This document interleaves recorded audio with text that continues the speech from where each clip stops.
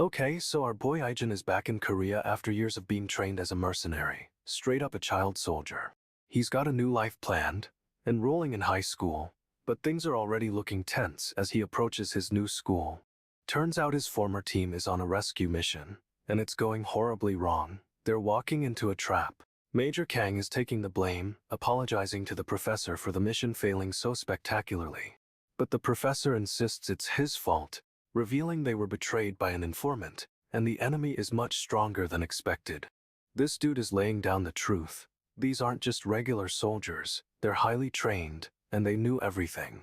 The ambush was total, with triple the manpower they anticipated, and the mission is completely compromised. He's furious, saying this whole thing was a setup, a trap to drag them into this mess, and honestly, he's not wrong. Back at school, Ijin is trying to blend in, but his instincts are on high alert as he hears something rattle nearby. He immediately goes into combat mode, taking down a group of bullies who were harassing a student. No way they stood a chance. Ijin's instincts are right. The school bully is back with reinforcements, and they're straight up ambushing the student. This dude doesn't hesitate, unleashing a brutal takedown, sending the attacker flying with one kick. The bully's crew tries to swarm him, but Ijin moves like a ghost, disarming and incapacitating them all. He's relentless, landing a devastating blow that sends the main bully crashing down. Ouch, that had to hurt. The bully's completely out of it, but he's still trying to fight, screaming at Ijin for ruining his reputation. Ijin's face is stone cold. He's clearly used to dealing with threats, and this is child's play for him. He's questioning if what he just saw was real, like, is this school even safe, or is it all a hallucination? Suddenly, a mysterious blue energy beam slices through the air, heading straight for Ijin. What the heck is that? The beam connects, sending Ijin flying backward with a massive H-buff K? No way he saw that coming. This unseen attacker is serious. Ijin's getting wrecked, and the fight is about to get way more intense. Major Kang is getting absolutely demolished, but he manages to cough and realize someone is playing everyone like pawns.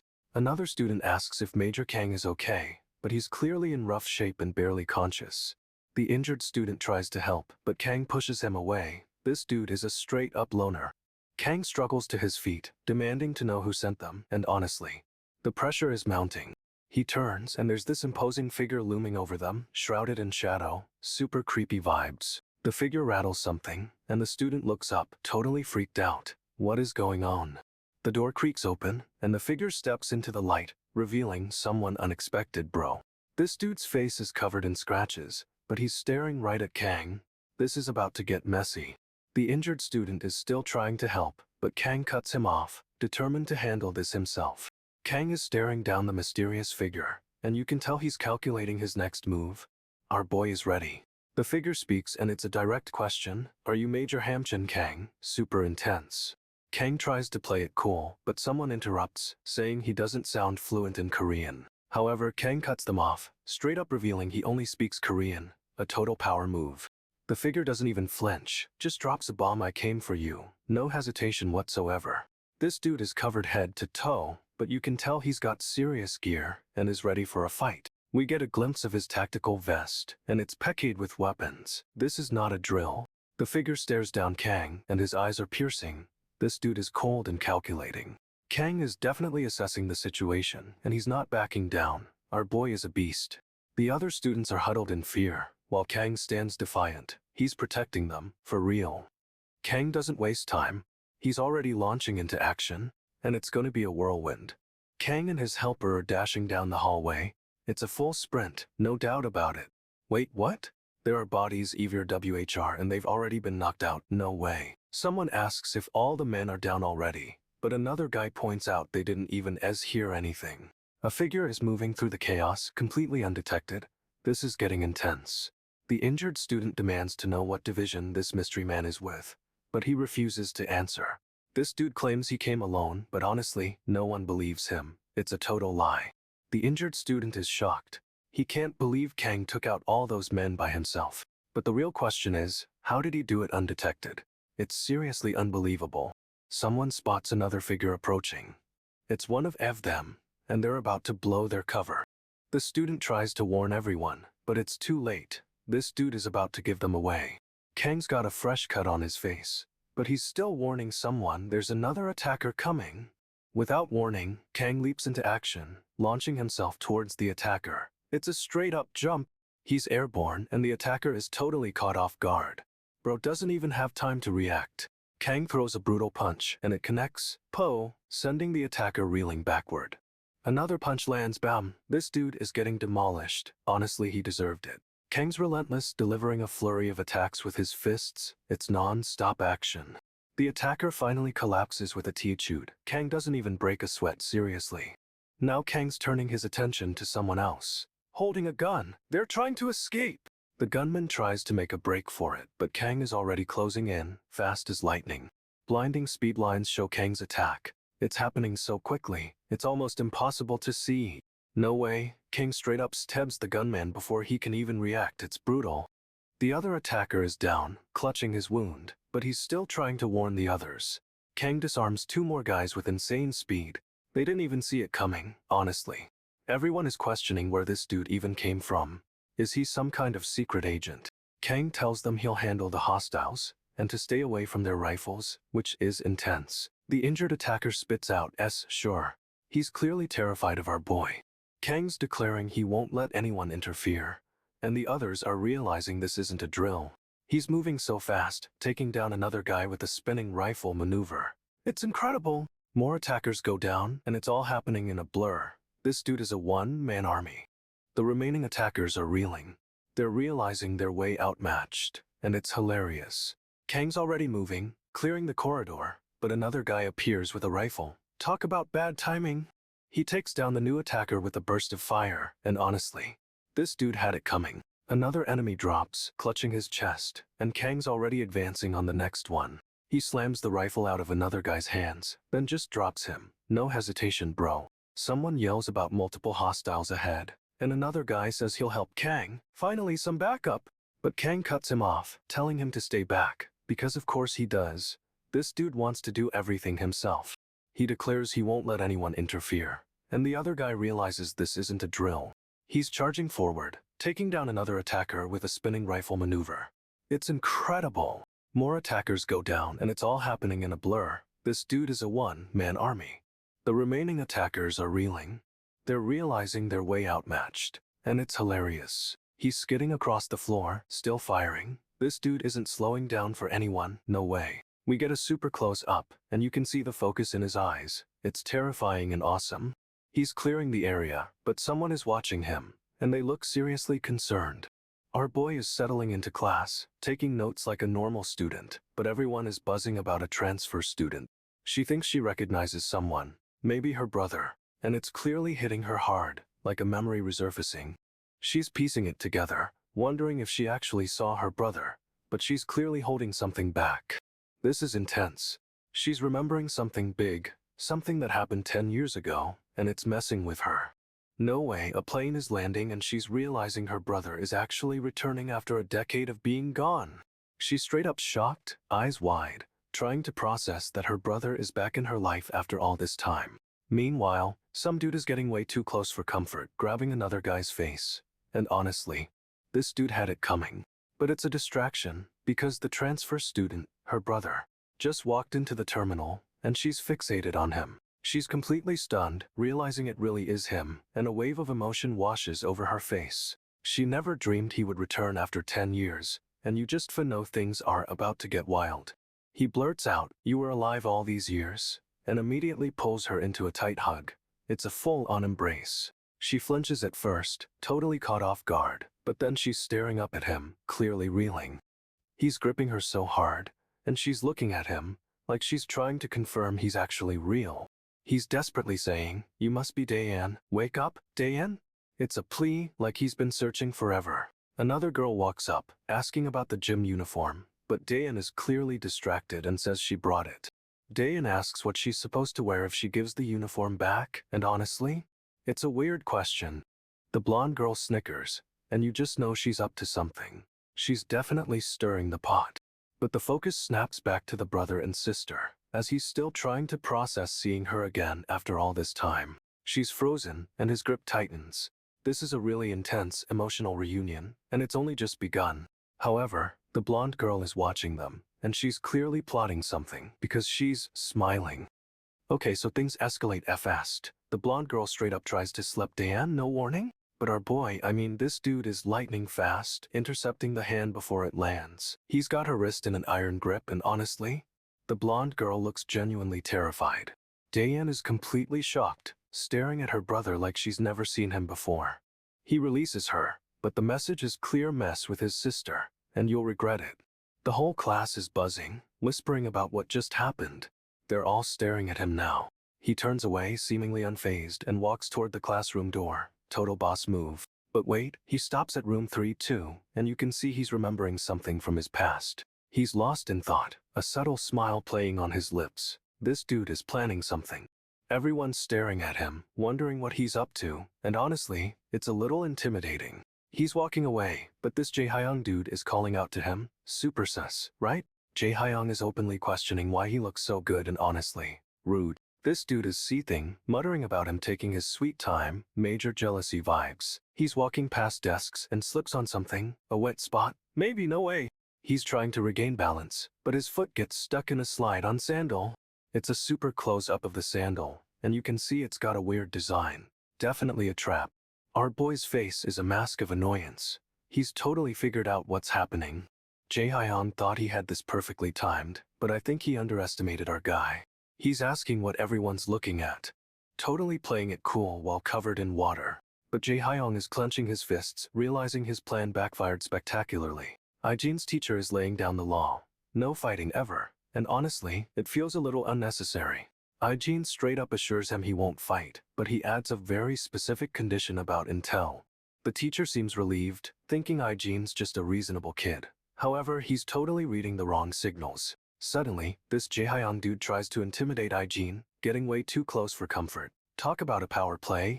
Ijin doesn't even flinch, but his hand shoots out and stops Jae-hyung mid-threat, cold as ice bro. He's warning Jae-hyung about the kid he's going to fight, and it's not a suggestion. It's a promise. Jae-hyung is frozen, eyes wide, and honestly, he deserves every bit of this intimidation. Ijin's face is serious, and he's not backing down. This dude means business. The teacher is totally speechless, and everyone around them is staring. The tension is unreal. Ijin walks away, leaving Jae-hyung completely rattled, and we all know this isn't over. Ijin's chilling with a red-haired guy, and a girl with blue hair is nearby. It's a weird trio. The teacher drops a have fun in class and dips, but Ijin's already got his eyes locked on someone else. This dude, Youngchin Park, introduces himself with a huge grin, super friendly, but something feels off. Ijin's completely ignoring him, still scanning the room. Our boy is always assessing the situation. Young Chan keeps talking, trying to get a reaction, but Ijin is a stone wall. Seriously, this is awkward. Ijin finally acknowledges him, giving Young Chan a cold stare. No way this is going to end well. Our boy's back from 6 months of intense training, marching onto school grounds like a total pro. The sunrise is gorgeous, but honestly, it feels like a calm before the storm with this guy.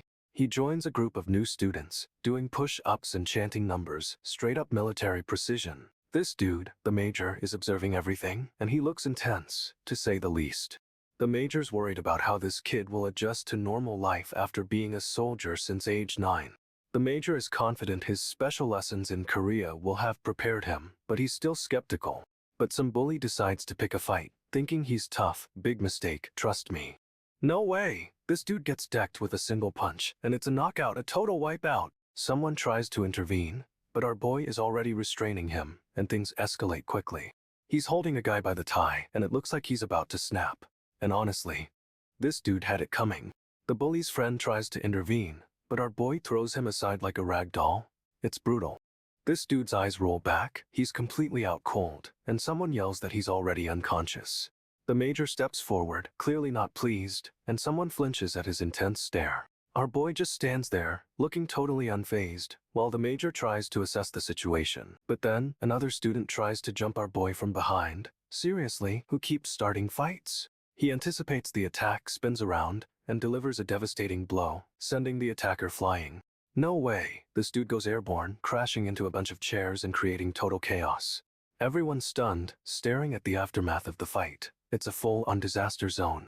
The major is losing it, stepping forward to stop the carnage, but our boy isn't finished yet. He grabs another guy by the collar, ready to unleash more fury, and honestly, they all deserve it. Our boy is still grabbing this guy, tightening his grip, and honestly, it looks painful. He throws the guy, and no way. He's sailing through the air, taking out a whole display of goods. Everyone's freaking out, especially a woman who just saw her merchandise go flying. The major steps in, trying to de-escalate, but our boy just stares him down. It's intense. This dude's face is so serious. You can see the fire in his eyes. He's not playing around. The woman from earlier is shaking, completely terrified by what just happened. Understandably so. Our boy just stands there, stoic as ever, while the woman tries to process everything. But then, someone else tries to get handsy. Seriously, do they not learn? He easily dodges, spins, and lands a blow. This dude is a straight-up fighting machine. And just like that, another guy is down for the count, collapsing in a heap. Total chaos. Our boy asks if he startled her, trying to play it cool after all that. What a switch! He suggests a snack from the store, and honestly, it's a super awkward attempt to smooth things over. She says she's okay, but her face says otherwise. This girl is clearly shaken up. He presses if she's sure, genuinely concerned, and you can see she's still processing everything. She hesitates, then quietly admits she's not okay. The tension is building, bro. He reaches out and gently takes her hand, a surprisingly tender moment after all the fighting. She looks up at him, surprised, and you can see a flicker of something in her eyes. He's clearly affected by her distress, his expression tightening with worry. This dude has a soft spot. She finally manages a small smile and thanks him, and it's a total relief to see. But something's off with her gaze. She's looking past him, and it's super unsettling. She asks if this has anything to do with those guys earlier. Something's definitely connecting in her mind. No way. This dude's face drops, and he looks completely shocked, like he just saw a ghost. He's getting visions, flashbacks, and it's intense. Whatever happened to him is coming back. She calls out to him, asking what's wrong, and he's just frozen, staring into space, totally out of it. He snaps back to reality and tries to play it off, saying he's fine, but his expression says otherwise. She doesn't buy it for a second, and honestly, she shouldn't. He's clearly hiding something huge. He straight up tells her he needs to go, and it's super abrupt, like he's desperate to escape. She tries to stop him, but he's already turning away. This dude is running from his past, no doubt.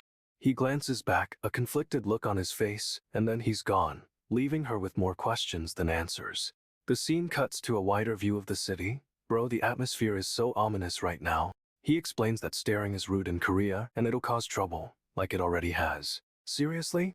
But it's way deeper than just manners. Meeting eyes is risky where he's from, and it can be dangerous. She's totally freaked out, asking really. You can see the fear in her eyes, and honestly, same. He finally explains why those guys were bothering her. They seemed like they were causing her trouble.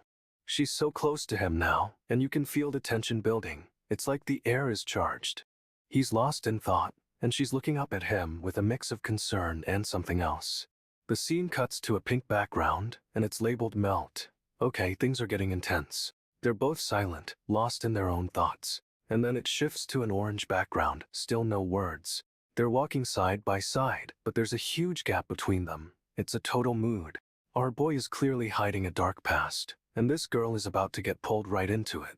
Class is a total zoo. Everyone's chatting and goofing off, but our boy Ijin is just chilling, observing everything. The teacher writes 3-2 on the board, like a simple math problem, but it's a setup for total chaos, trust me. This blonde guy and his curly-haired buddy stroll in, looking for trouble, and immediately start harassing someone. The blonde dude demands an eraser from a classmate, and honestly, this dude had it coming. He tries to play cool, but Ijin isn't having it. He reaches for the eraser himself, and the blonde guy isn't thrilled about that. No way. The blonde guy tries to snatch the eraser, but Ijin straight up smacks his hand away with insane force. The eraser goes flying, and everyone's stunned. Ijin's reflexes are seriously no joke, bro. The curly-haired guy jumps to defend his friend, and Ijin just stares him down with a terrifying glare. Then bam, Ijin launches the eraser back, and it hits the curly-haired guy square in the face. However, the impact sends the guy flying, and the whole class erupts in shock. This dude is a menace. The blonde guy's down for the count, but his buddy's still standing, trying to look tough. Honestly, Ijin and the blonde's friend are facing off, and Ijin's just smirking. This is getting good. He says the blonde shot was good, but then straight up threatens to talk some sense into the other guy.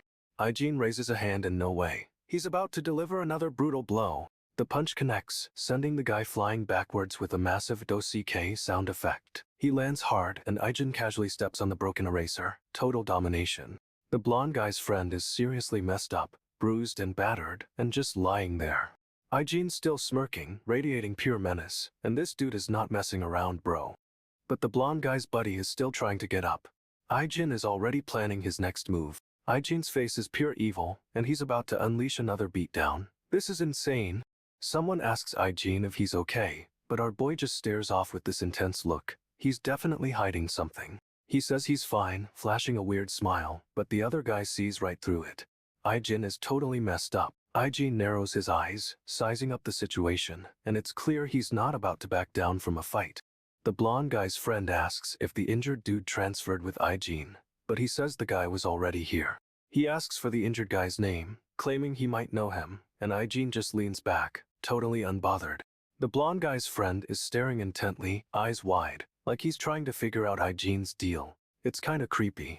Suddenly, the guy's eyes start to sparkle, and he looks genuinely impressed. What is happening? He asks Ijin's name, and this dude is practically drooling with curiosity, like he's found a hidden treasure. Ijin glances over, expressionless, and honestly, this guy is way too eager, it's unsettling. Ijin straight up ignores him, turning away like he's not even worth his time. Cold-blooded. Turns out, Ijin's got a sister, and she's starting school too. Everyone's buzzing about it. Someone spills that Ijin's brother, Jisoo Kim, is a total thug at school. Yikes, trouble brewing. They say bullies like Jisoo don't even need a reason to pick on people. Straight up monsters. Now we're at a family breakfast, and Ijin's grandpa is asking about school. Seems supportive enough. Ijin brushes it off, saying he's just adjusting after living overseas, but his grandpa isn't buying it. Grandpa boasts about how well Ijin's always done in school, and Ijin's sister chimes in too. It's a little awkward. She insists he'll be fine, and Grandpa reveals he's never had to worry about Ijin. High praise.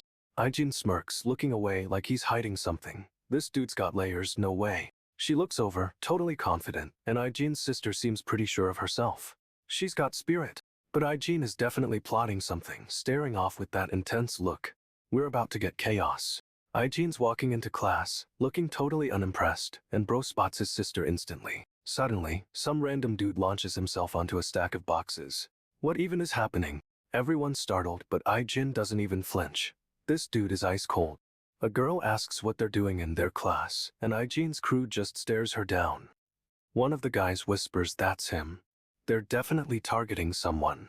Ijin's sister's getting swarmed by attention, and honestly, she's handling it well. But the guy who jumped on the boxes is now glaring at Ijin. Tension is building fast. Ijin and this dude are face to face, and it's clear this isn't a friendly meeting. The dude looks totally confused, and the whole class is watching this go down. Awkward? Ijin just casually walks past, totally unfazed. Our boy doesn't even care. Okay, so this dude, Jin, is straight up intimidating the school president with a look. He's got this dark aura going on. Everyone's freaking out over Jin. The teachers, the students, the whole school is on edge, honestly. Jin's talking to another student, and he's basically saying this guy isn't as weak as he seems. No way. But the guy tries to play it cool, and Jin just casually steps on his phone, shattering the screen. Savage. The dude tries to get revenge, rushing Jin, but our boy is too quick. A single blow sends him flying. And honestly, this dude had it coming. Jin is already declaring victory before the guy even hits the ground. Now another guy tries to intervene, thinking he can protect his friend. Big mistake. Jin dispatches him with even less effort. Seriously, it's just a quick, powerful strike. This is wild. But just when you think it's over, a mysterious figure appears, looking all intense and brooding. He's staring right at Jin, and you can tell there's some serious tension brewing. This is gonna be good. Okay, so this dude straight up grabs Jin's hand, and our boy doesn't even flinch. He's totally unfazed. But then the guy's hand starts glowing. No way, what is happening right now? The mysterious guy launches a full-on attack, and Jin barely dodges. This is getting intense. Jin's moving so fast, delivering a counterattack that sends the guy flying into a wall. Brutal. He slams into the wall, and Jin's right there, pinning him down. This dude's completely outmatched. But the mysterious guy's not going down without a fight. He's got some kind of power surging through him. Jin delivers another blow, but this time the guy absorbs it, like, seriously absorbs it. What? Our boy's stunned for a second, and the mysterious guy uses the opening to land a hit. Ouch. Jin's holding his face, blood dripping, and he's letting out a furious yell. This is getting personal. The mysterious guy just stares at Jin, completely calm, and honestly, he looks terrifying. Jin explodes with a furious attack, launching the mysterious guy across the room. It's a whirlwind of fists. He follows up, kicking the guy while he's down, and honestly, this dude had it coming. But the guy's not out yet. He's still fighting back, and other students are starting to notice the chaos. People are screaming, staring in shock as Jin continues to unleash a brutal beatdown. It's a total free-for-all. More students fall, caught in the crossfire, and it's straight-up mayhem. This is way beyond a simple school fight. The scene is utter chaos, bodies scattered everywhere, and everyone's panicking. It's a bloodbath. A group of teachers rushes in, looking completely bewildered by the scene unfolding before their eyes. Suddenly, a woman in an orange tracksuit bursts onto the scene. She looks absolutely terrified. A blonde girl yells out, shocked by what she's seeing, while another student looks on with disbelief. The gray-haired guy stands amidst the wreckage, completely stoic, and he's clearly not impressed. The gray-haired guy grabs a student, and she's absolutely freaking out. No way, this is good. Another student screams wet. As the guy starts dragging her away, it's intense. The gray-haired dude is staring right at Jin, and he looks seriously unamused. This is a showdown. Jin's fist is clenched so tight, cracks are forming on his skin. Our boy is about to lose it. The guy keeps pulling the student, but she's desperately trying to get away. She's terrified. The student looks up, shocked, and asks, "Huh?" She clearly has no idea what's going on. She's totally panicking now, tears streaming down her face. This situation is escalating fast. Jin finally snaps and starts moving, determined to stop this dude. It's about to get messy. The student is now sobbing and pleading, but the gray-haired guy doesn't even flinch, cold-blooded. But Jin is already closing in, his eyes locked on the guy. This is a full-on rescue mission. Jin's convinced this whole thing is because of him, and he's seriously questioning everything right now. The gray-haired guy offers to walk her back to class, but she's clearly still shaken and just agrees. She mumbles she's fine now, but her body language is screaming otherwise, totally not buying it. A girl with a patterned bow is giving the gray-haired guy a seriously intense stare. She's definitely judging him. They start walking, and the gray-haired dude is looking at Jin. This is getting awkward fast. As they walk, everyone's staring. They're all wondering what just happened with Gisu Kim's crew. Someone asks if Jisu's whole group really just got wrecked by one guy. The rumors are spreading like wildfire. The gray-haired guy is walking Jin back to her classroom, but she's glancing back, totally creeped out. They're almost there, and the gray-haired guy's expression is unreadable. He's playing it cool. But then someone whispers Jesus, and the gray-haired guy clearly heard it, because he's not happy. A blonde woman in a lab coat is absolutely fuming. She's straight up losing it over something. No way. The hallway is full of dudes flat on their backs, totally wrecked, and she's just calmly walking past. The girl with the patterned bow is now laying it on thick, telling the gray-haired guy she's responsible for all this. She says he had to fight yesterday because of her. Bro, she's taking ownership of this chaos. The gray-haired guy asks for what, but she's giving him the side eye, like he should already know. She doubles down, saying she dragged him into this mess. She's got a serious guilt complex. He's staring at her now, a tiny smirk playing on his lips. This dude is definitely hiding something. The gray-haired guy's eyes narrow. He's totally processing what she said, and it's intense. However, he's clearly not buying her apology and is questioning her motives. Something's up with this girl. Our boy Jin is walking to school, trying to blend in, but everyone is staring. It's kinda awkward, honestly. He's approached by this girl, Cha Ji-won, who's super confident and asks if she can join him. Smooth move, Jin. But things take a turn fast. Some older students ambush Jin, thinking they can mess with the new kid. Jin tries to walk away, but they grab him, and this dude straight up starts throwing punches.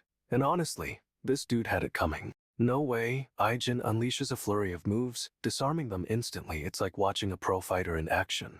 Ji-won witnesses the whole thing, completely shocked, and asks if she can come with him now. Talk about a power move. They end up at a cafe, but Ji-won's friends are giving Jin the side eye. They're definitely not thrilled with his arrival. One of the girls asks where he was, and Ji-won defends him, but then bam, Ji-won gets slapped by her friend. Ji-won is stunned, but Jin's eyes are locked on the attacker, and you can just feel the tension building up.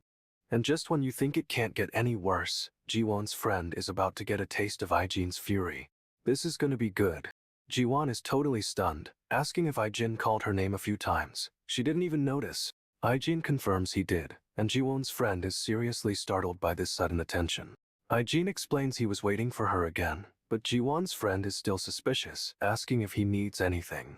Jiwon chimes in, saying they should stop for groceries because her grandpa gets hungry when he's late. She explains her grandpa lights up whenever she has dinner ready for him. It's a sweet family moment. Aijin and Jiwon start walking off, leaving Jiwon's friend behind, and she seems a little intrigued. Jiwon casually asks Aijin if he knows the way home, and he admits he doesn't. Smooth recovery, bro. Aijin flashes a smile and Jiwon is visibly flustered. It's clear she's starting to like him. However, it looks like Jiwon's friend is now following them, and she's definitely got questions. Aijin and Jiwon don't notice her yet, but this whole situation is about to get even more complicated. Aijin's got that signature smirk going, and he straight up tells Jiwon's friend he'll see how long her smile lasts. Jiwon's friend is lost in thought, seriously questioning what's going on with these two. The group of girls is gossiping and glancing over, and someone asks which school Aijin even goes to. The attention is real. Another girl just says, "Wow, our boy is making an impression, no doubt about it." Jiwon's friend is still trying to figure things out, but she's clearly checking Aijin out. Aijin's casually holding a strawberry milk, and someone notes he looks good even outside of school. This dude is a natural. Jiwon is looking at Aijin with a slightly worried expression, like she's sensing something is off. Aijin meets her gaze totally unflinching, and it's sending chills down my spine. This is intense. Jiwon's friend is still observing them, and honestly, she's totally captivated by Aijin. Aijin is back to his stoic self, and you can tell he's calculating something. He's never truly off guard. Jiwon's friend asks if Aijin is her boyfriend, and honestly, the shock on her face is priceless. Aijin says he was busy, and Jiwon's friend immediately starts thinking he was adjusting to a new country. Smooth move, bro. But she quickly realizes she was overthinking it, and now she's questioning everything about their relationship. Aijin is still playing it cool, but you can tell he's amused by Jiwon's friend's confusion. This dude loves messing with people. Jiwon's friend is totally flustered, and she's trying to process what's happening, but it's clearly not going well. Aijin's expression softens slightly, and he actually looks a little gentle. What a twist. They're walking together now, and Jiwon's friend is smiling. Aijin definitely knows how to work his charm. We cut to a shot of a building at dusk, and it looks like Aijin's apartment is about to be lit up. Something's definitely brewing. Then, a Samsung Galaxy iPhone box appears, and it's clear Aijin's been getting gifts from someone. However, the gifts aren't for him. They're for Jiwon, and it seems like someone is watching over them both. Aijin's dad is straight up gifting Jiwon the latest smartphone, a total flex move, honestly. Jiwon asks if he did all this, and her shock is real. She thought he always forgot things. But Aijin casually drops that he opened the box to save their phone numbers. Smooth, bro, smooth. Jiwon is completely taken aback. No way he remembered all that time ago. Aijin insists he wanted to do it himself, and his smile is kinda unsettling in go. Jiwon's still reeling from this revelation, and her expression is priceless. Aijin is totally unbothered, just staring at Jiwon. This dude is a master of the silent treatment. He casually says of course, and it's clear he's playing a whole other game. Jiwon realizes he's been watching over them, and her eyes widen in surprise. Aijin's face softens, and he's actually showing a hint of genuine emotion. What a plot twist! Aijin lies in bed, arms stretched out, and he's totally reflecting on everything with Jiwon. Bro is deep in thought. He remembers his past, how he promised to protect her and her brother. And it's hitting different now. But then, a flashback reveals his dad actually made that promise for him. Talk about a power move. Aijin realizes his dad was orchestrating everything, even the gifts, and honestly, he's not thrilled. However, Aijin decides he'll take control of the situation himself. Our boy is done being a pawn. Okay, so our boy's girlfriend is hurt. Looks like she got into a fight, and it's not good. He rushes in, probably expecting a scraped knee, but the warning says this episode gets intense. She tries to downplay it, saying it just stings, but bro, she's covered in bandages and blood. He starts patching her up, super focused, but she's clearly hiding something, and it's stressing him out. She's trying to act like it's nothing, but she's clutching the blankets, hiding the real damage. And we finally see it. Her arms are completely wrapped, covered in bruises. No way this is from a fall. He's staring at her, realizing something's seriously wrong, and his expression is turning icy. She confesses if she goes to the hospital, they'll see these aren't just stairwell injuries. Meaning someone straight up beat her up, and she's terrified of who did it, and what will happen next. He's thinking, why am I in trouble? Because he knows this is about to explode, and honestly, it is. The police arrive, immediately accusing Dayan of attacking the blonde girl, and Dayan is like, wait, what? The blonde insists Dayan is lying, but Dayan claims she didn't even see the attacker's face. It was covered. Dayan's parents question her, wanting to know if she saw who hurt her, but she's still stuck on the covered face. She repeats it was Hoojin who did it, and the room goes silent, everyone shocked at the reveal. But here's the kicker. Dayan says she and Hoojin haven't even been friends, so why would this happen? She's getting seriously upset, and you can tell she's piecing things together, realizing something's off. And then it hits her Hoojin has been bullying her at school this whole time, but everyone dismissed it. The blonde is stunned, totally caught off guard by Dayan's accusation. She didn't see that coming. Dayan is losing it, demanding to know what's going on, and honestly, it's a total mess. She's yelling, what is the meaning of all this? And you can feel the tension building. This is about to get real. The mom is losing it, demanding an apology and accusing Dayan of teaching Hoojin wicked tricks. Total chaos. Dayan is visibly shaken, clutching her side and clearly replaying the attack in her head. Suddenly, her face shifts, and she's radiating pure fury. This is a whole different Dayan we're seeing. She's demanding answers, wanting to know why Hoojin would target her, and the mom looks absolutely stunned. But then Dayan's expression changes again, becoming completely vacant and unsettling, like she's shutting down. Her skin turns pale, almost blue, and her eyes are wide with fear. Something is seriously wrong with our boy. Tears start streaming down her face as she's overwhelmed by what's happening, and it's heartbreaking to watch. She turns to the mom, a chilling smile spreading across her face, and honestly, it's terrifying. She's curled up, repeating that she has no proof of anything, and it's clear she's reliving the trauma all over again. This dude is broken, completely defeated, and we're left wondering what exactly happened to her back then. Ijin's checking Dayan over, asking if she's okay, but she's just blank, saying she's fine. He straight up says at least her bones aren't broken, which rude, but she just nods, totally detached. Dayan manages a weak okay, while clutching her bandaged hand. She's clearly in shock, bro.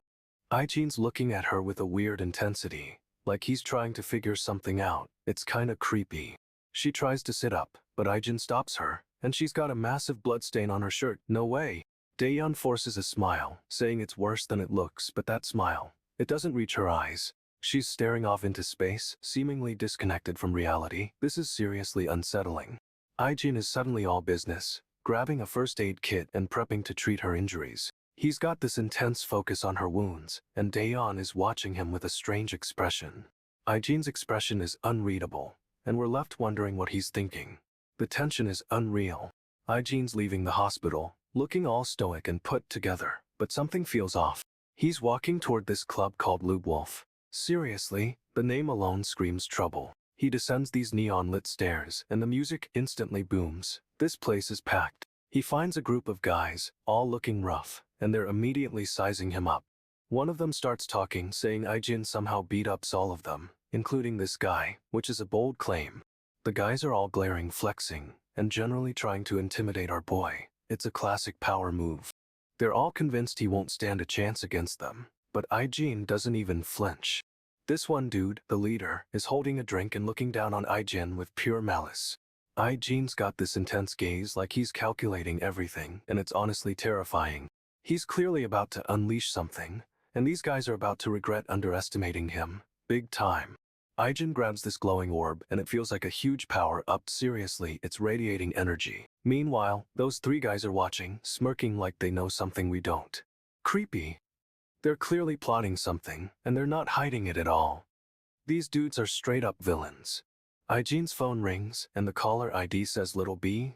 No way, is that a code name or what? He ignores the call, and honestly, good call. He's got bigger fish to fry right now. Okay, so this dude is livid. Apparently someone messed with his sister, and he's not taking it well at all. He's recounting how they boxed in a group of guys, knocking out the outer ring first, then just went straight for the table. But honestly, this dude had it coming. Our boy demands to know what his sister ever did to deserve this. He's reaching for something under the bar, and it looks like trouble is brewing big time. And then, bam, he straight up shatters the glasses on the bar, sending glass flying everywhere. The other guy tries to react, but our boy is already moving, a fierce look in his eyes. He launches himself forward, and it's a full-on attack. No hesitation, just pure aggression. The other guy goes flying, and the scene is a blur of motion and impact. It's intense. Our boy doesn't stop there, landing on top of him, and it looks like he's about to unleash another flurry of attacks.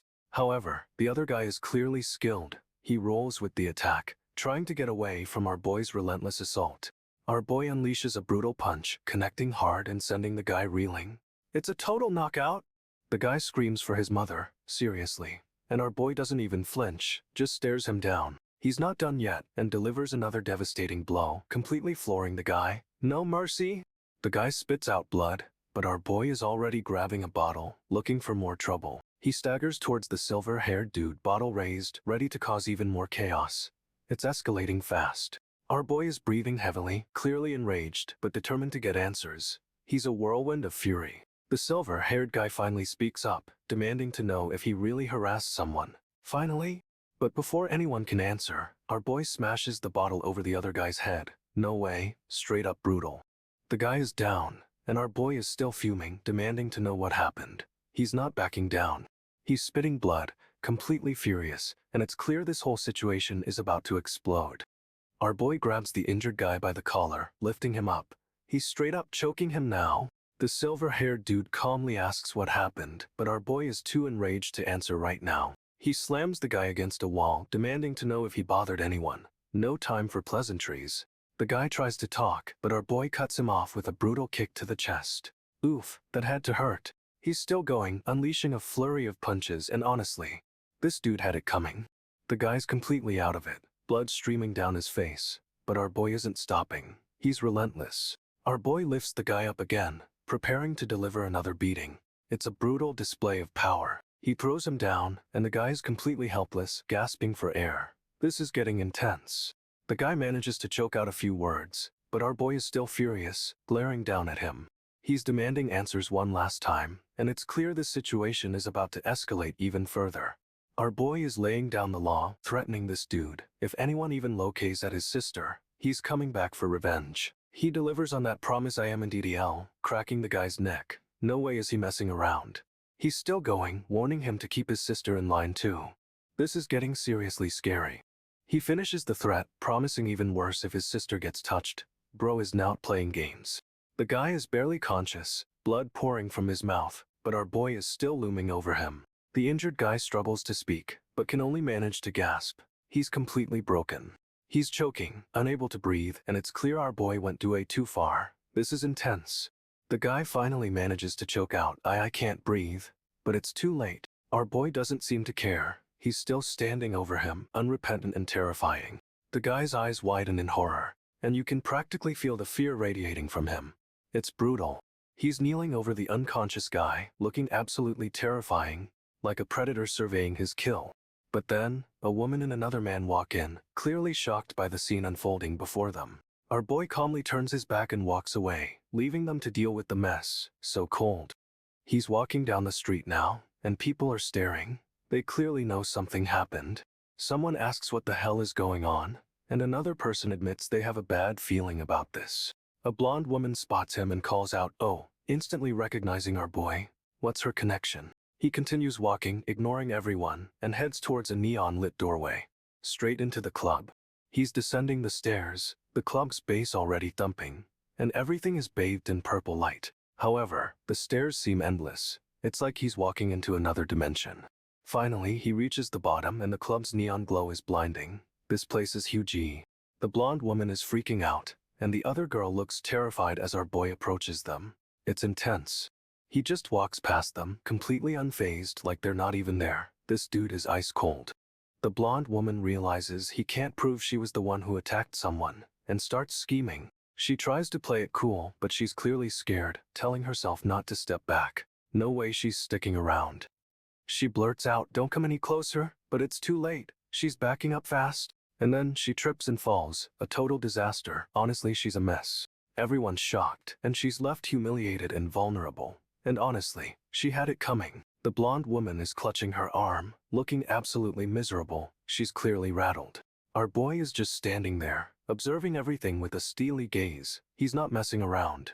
He turns his head slightly, a dangerous glint in his eyes. This is about to get real. Our boy's laying in a hospital bed, looking all brooding with a bandage on his nose. He's at the Omnia Medical Examination Center, still recovering from whatever went down. His parents are there, and his dad is again not happy, straight up laying the guilt trip on him. Dad's ranting about shenanigans, like our boy just casually decides to get hospitalized. His mom tries to defend him, saying he's hurt, but Dad just wants to know what he did. A blonde girl walks in, looking annoyed, clutching a water bottle. She seems upset too. She's got a shoulder bag and is clearly not thrilled with the situation, just judging everyone. Mom's still trying to get our boy to rest, but honestly, he looks like he's plotting revenge. Dad's already making threats about finding whoever caused this, and honestly, good. But this whole scene is about to blow up, because someone messed with the wrong merc. She's furious, saying he ran to his parents after getting beat up. It's totally humiliating for him. She demands to know what he was supposed to do, and honestly, she's acting like he's the one who messed up. She asks if the guy who attacked him tripped him, and then we get a flashback of it happening. Straight up brutal. He's in the hospital, and she's turning on him, telling him to just stay and get better. But she's already planning to make sure everyone realizes what really happened, and our boy can only stare. His dad, who's still recovering, is livid that she's taking matters into her own hands. He wants to know why she's making things more complicated and insists the school should handle it. She just walks off, leaving his dad fuming. This situation is about to escalate, you just know it. And the final shot is his dad, still angry, wearing a neck brace and looking intense. No way this ends well. This dude is about to unleash a world of pain on whoever messed with our boy. His mom reveals their family has been using Mr. Cha for dirty work for years, and our boy is not thrilled. He already knows about Mr. Cha, and it's clearly not good news. This dude is a fixer, and a dangerous one at that. They walk down the hallway, and another student is talking about how she's been ordered to find out who works for his dad. She's got a chilling smile and a plan to make sure whoever attacked him pays. She's playing for keeps. Our boy's dad is seething, and she casually says that's the end of the attacker, like it's already decided. He's driving to a warehouse, and the atmosphere is seriously tense. Something big is about to go down. Someone tries to tell him this is embarrassing, getting involved in teenager stuff, but he shuts it down instantly. His subordinate warns him the boss can hear everything, and you can feel the pressure building. The subordinate looks seriously intimidating, and it's clear he's not messing around. This is a whole different level. A close-up on his dad's face shows pure fury, and honestly, this dude is about to unleash hell. His dad is laying down the law. He wants to handle whoever hurt his kids personally, no help. The mom drops a bombshell: their daughter has a fractured wrist, and their son is in the hospital. She's furious they're letting the attacker just walk free, and demands they pay for what they did. His dad is slumped in the car, looking totally defeated. This is his life now, apparently. Meanwhile, Ijin is at his desk, arms crossed, looking seriously unamused. Suddenly, there's a knock at the door, and this dude is not happy about being interrupted. A girl is slumped against the door, looking terrified, and a backpack has fallen to the floor. Ijin demands to know who she is and why she's looking for him. Straight up, he's not playing games. The door slams shut with a dong sound, and Ijin's expression doesn't change a bit. But she's clearly desperate, and this whole situation is about to explode. No way this is a coincidence. The grandpa is losing it, demanding to know why Ijin is leaving so late at night. He's seriously freaking out. Ijin just calmly says he'll be back soon, but grandpa is clearly not buying it for a second. This is tense. Suddenly, two menacing figures and a guy named Ijin appear, and grandpa is absolutely terrified. Uh-oh. The girl is panicking, calling out Ijin's name, but he barely glances her way, cold as ice. Our boy. Ijin tries to reassure everyone they just need to talk, but grandpa looks like he's seen a ghost. Something's wrong. Grandpa is speechless, completely frozen with fear. Whatever's happening is seriously bad news. We cut to a massive construction site at night, a crane looming over everything. Definitely a creepy vibe.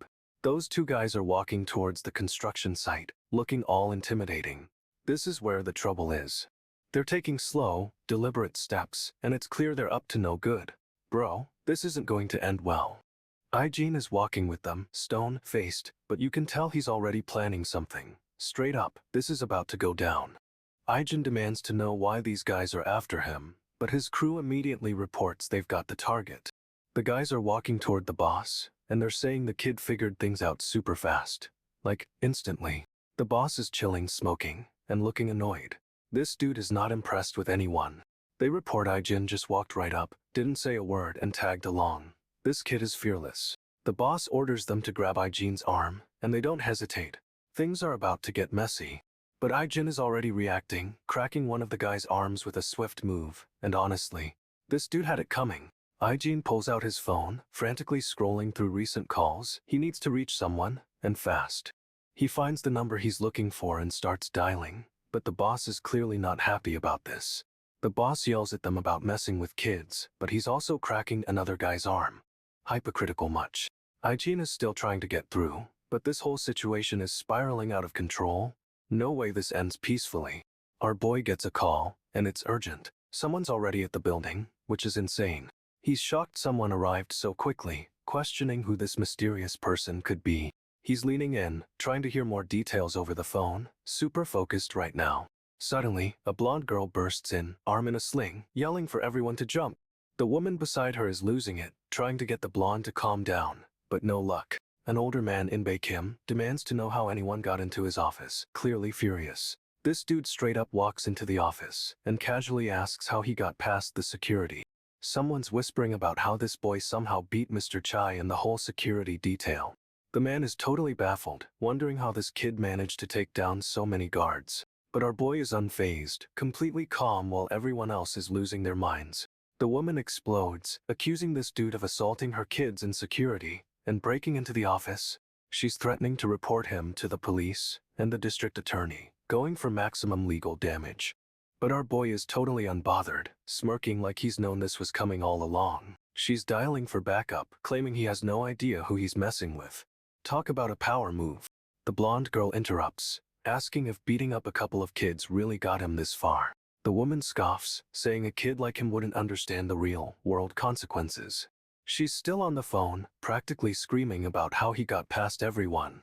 Our boy calmly asks how he knew where to find him, and honestly, it's a legit question.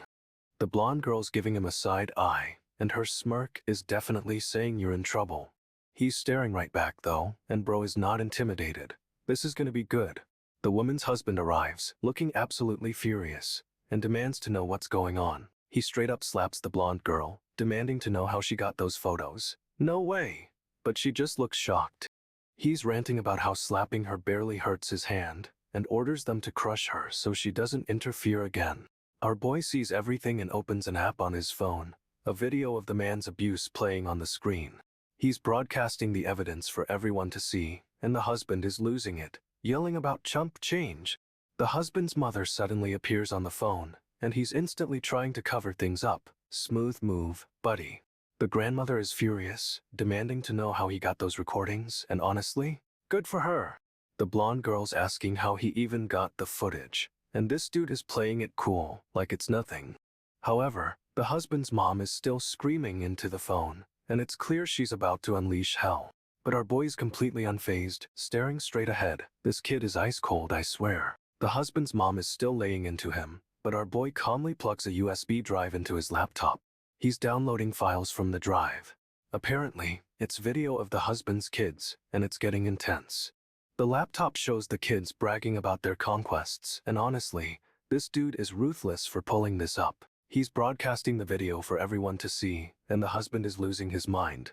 This is a full-on takedown. The husband tries to snatch the laptop, but our boy anticipates it and moves out of reach. This dude is a pro. He's backing up, dodging the husband's attacks, and the blonde girl looks completely stunned. She's seeing a whole new side of him. The husband is screaming about ruining his family, but our boy just stares him down, totally unfazed. However, the husband's mom suddenly demands he stop, realizing the video will destroy her reputation too.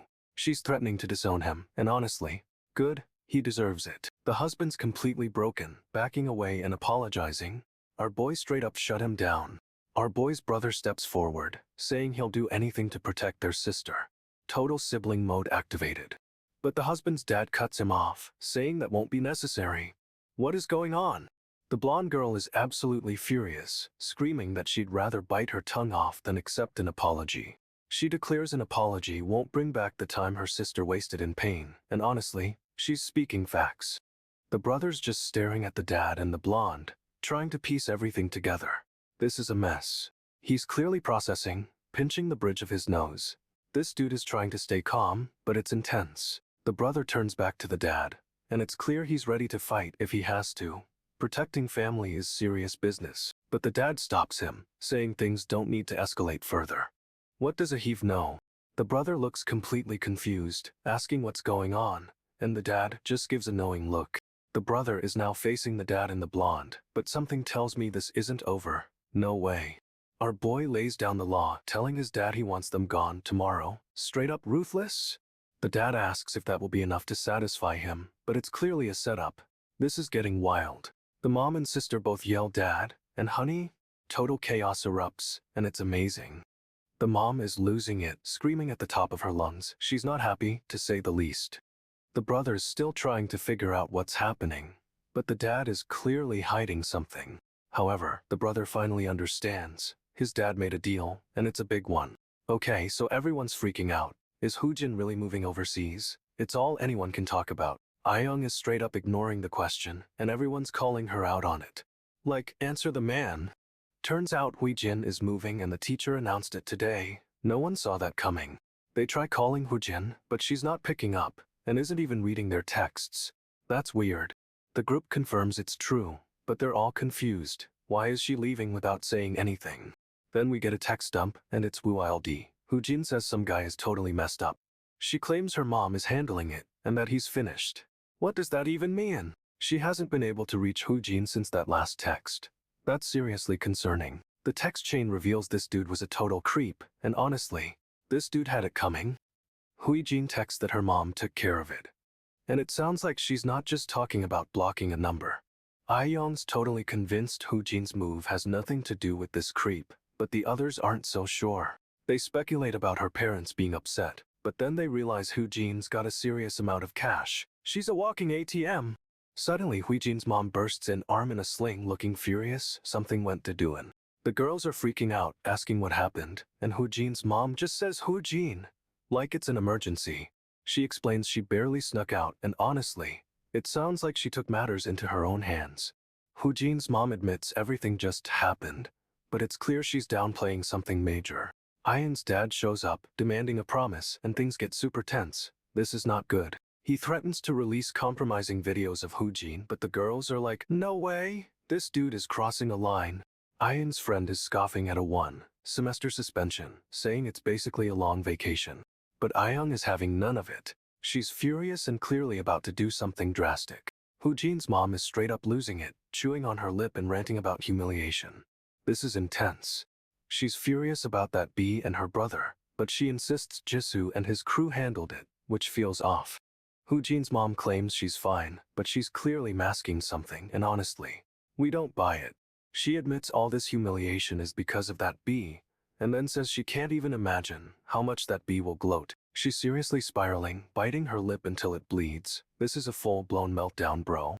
Ayan asks if this has happened before, and Huijin's mom just replies again, like it's routine.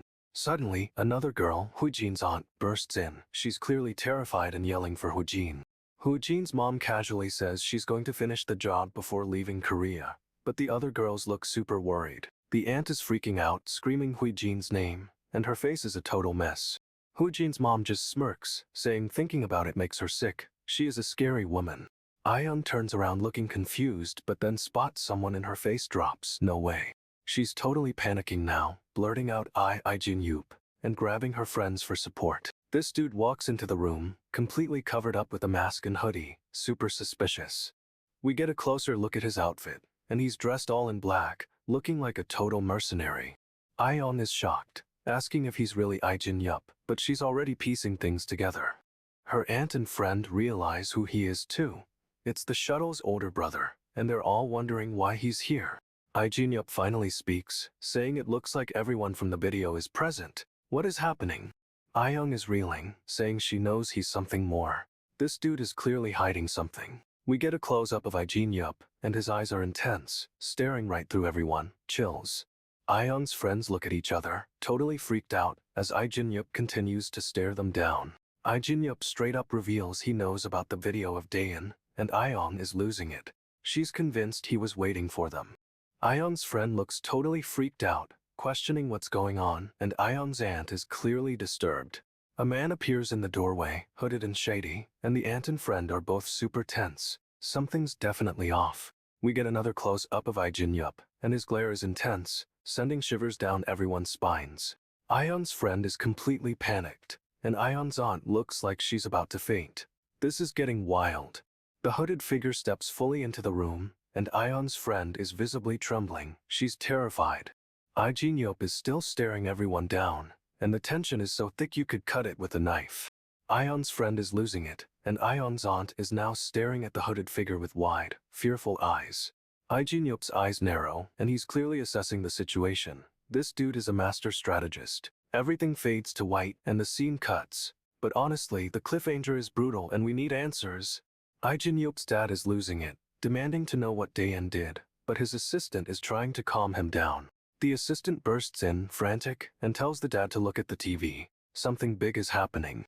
On the news, it's Dayan looking terrified with a headline screaming school violence out of control. No way. Ijin Yup's dad is absolutely enraged, while the assistant looks shocked. This is bad, really bad. Ijin Yup hears the commotion and turns, his face unreadable, but his eyes are narrowed. He's processing everything. He stares at the screen, and honestly, you can see the fury building up inside him. This dude doesn't mess around. Ijin Yup's dad is screaming, "What?" and his mom looks equally horrified. It's a full-blown crisis. Ijin Yup's expression is stone cold as he realizes what's happened. This is about to get messy, bro. He whispers it can't be, but it absolutely is, and you know our boy is already planning his next move. The scene cuts to a figure in a cap, looking out into the bright sunlight. But who is it, and what's their connection? Ijin Yup's totally focused, staring off into the distance. He's clearly piecing together everything that's happening with Dayan. He realizes the attackers are connected to the same people who took him in, and straight up vows to make them pay. This dude doesn't play games. Okay, so our boy Ijin is getting bombarded with questions from his classmates. They're all trying to get to know him. The title card drops, and it's clear this is about to get real in teenage Mercenary. Two girls are straight up pushing another student to ask Ijin something. They're obsessed. It's kind of funny. Ijin's just chilling, looking intense, but he's clearly lost in thought, probably thinking about missions. He's casually kicking his feet under the desk, but honestly, this dude has killer instincts.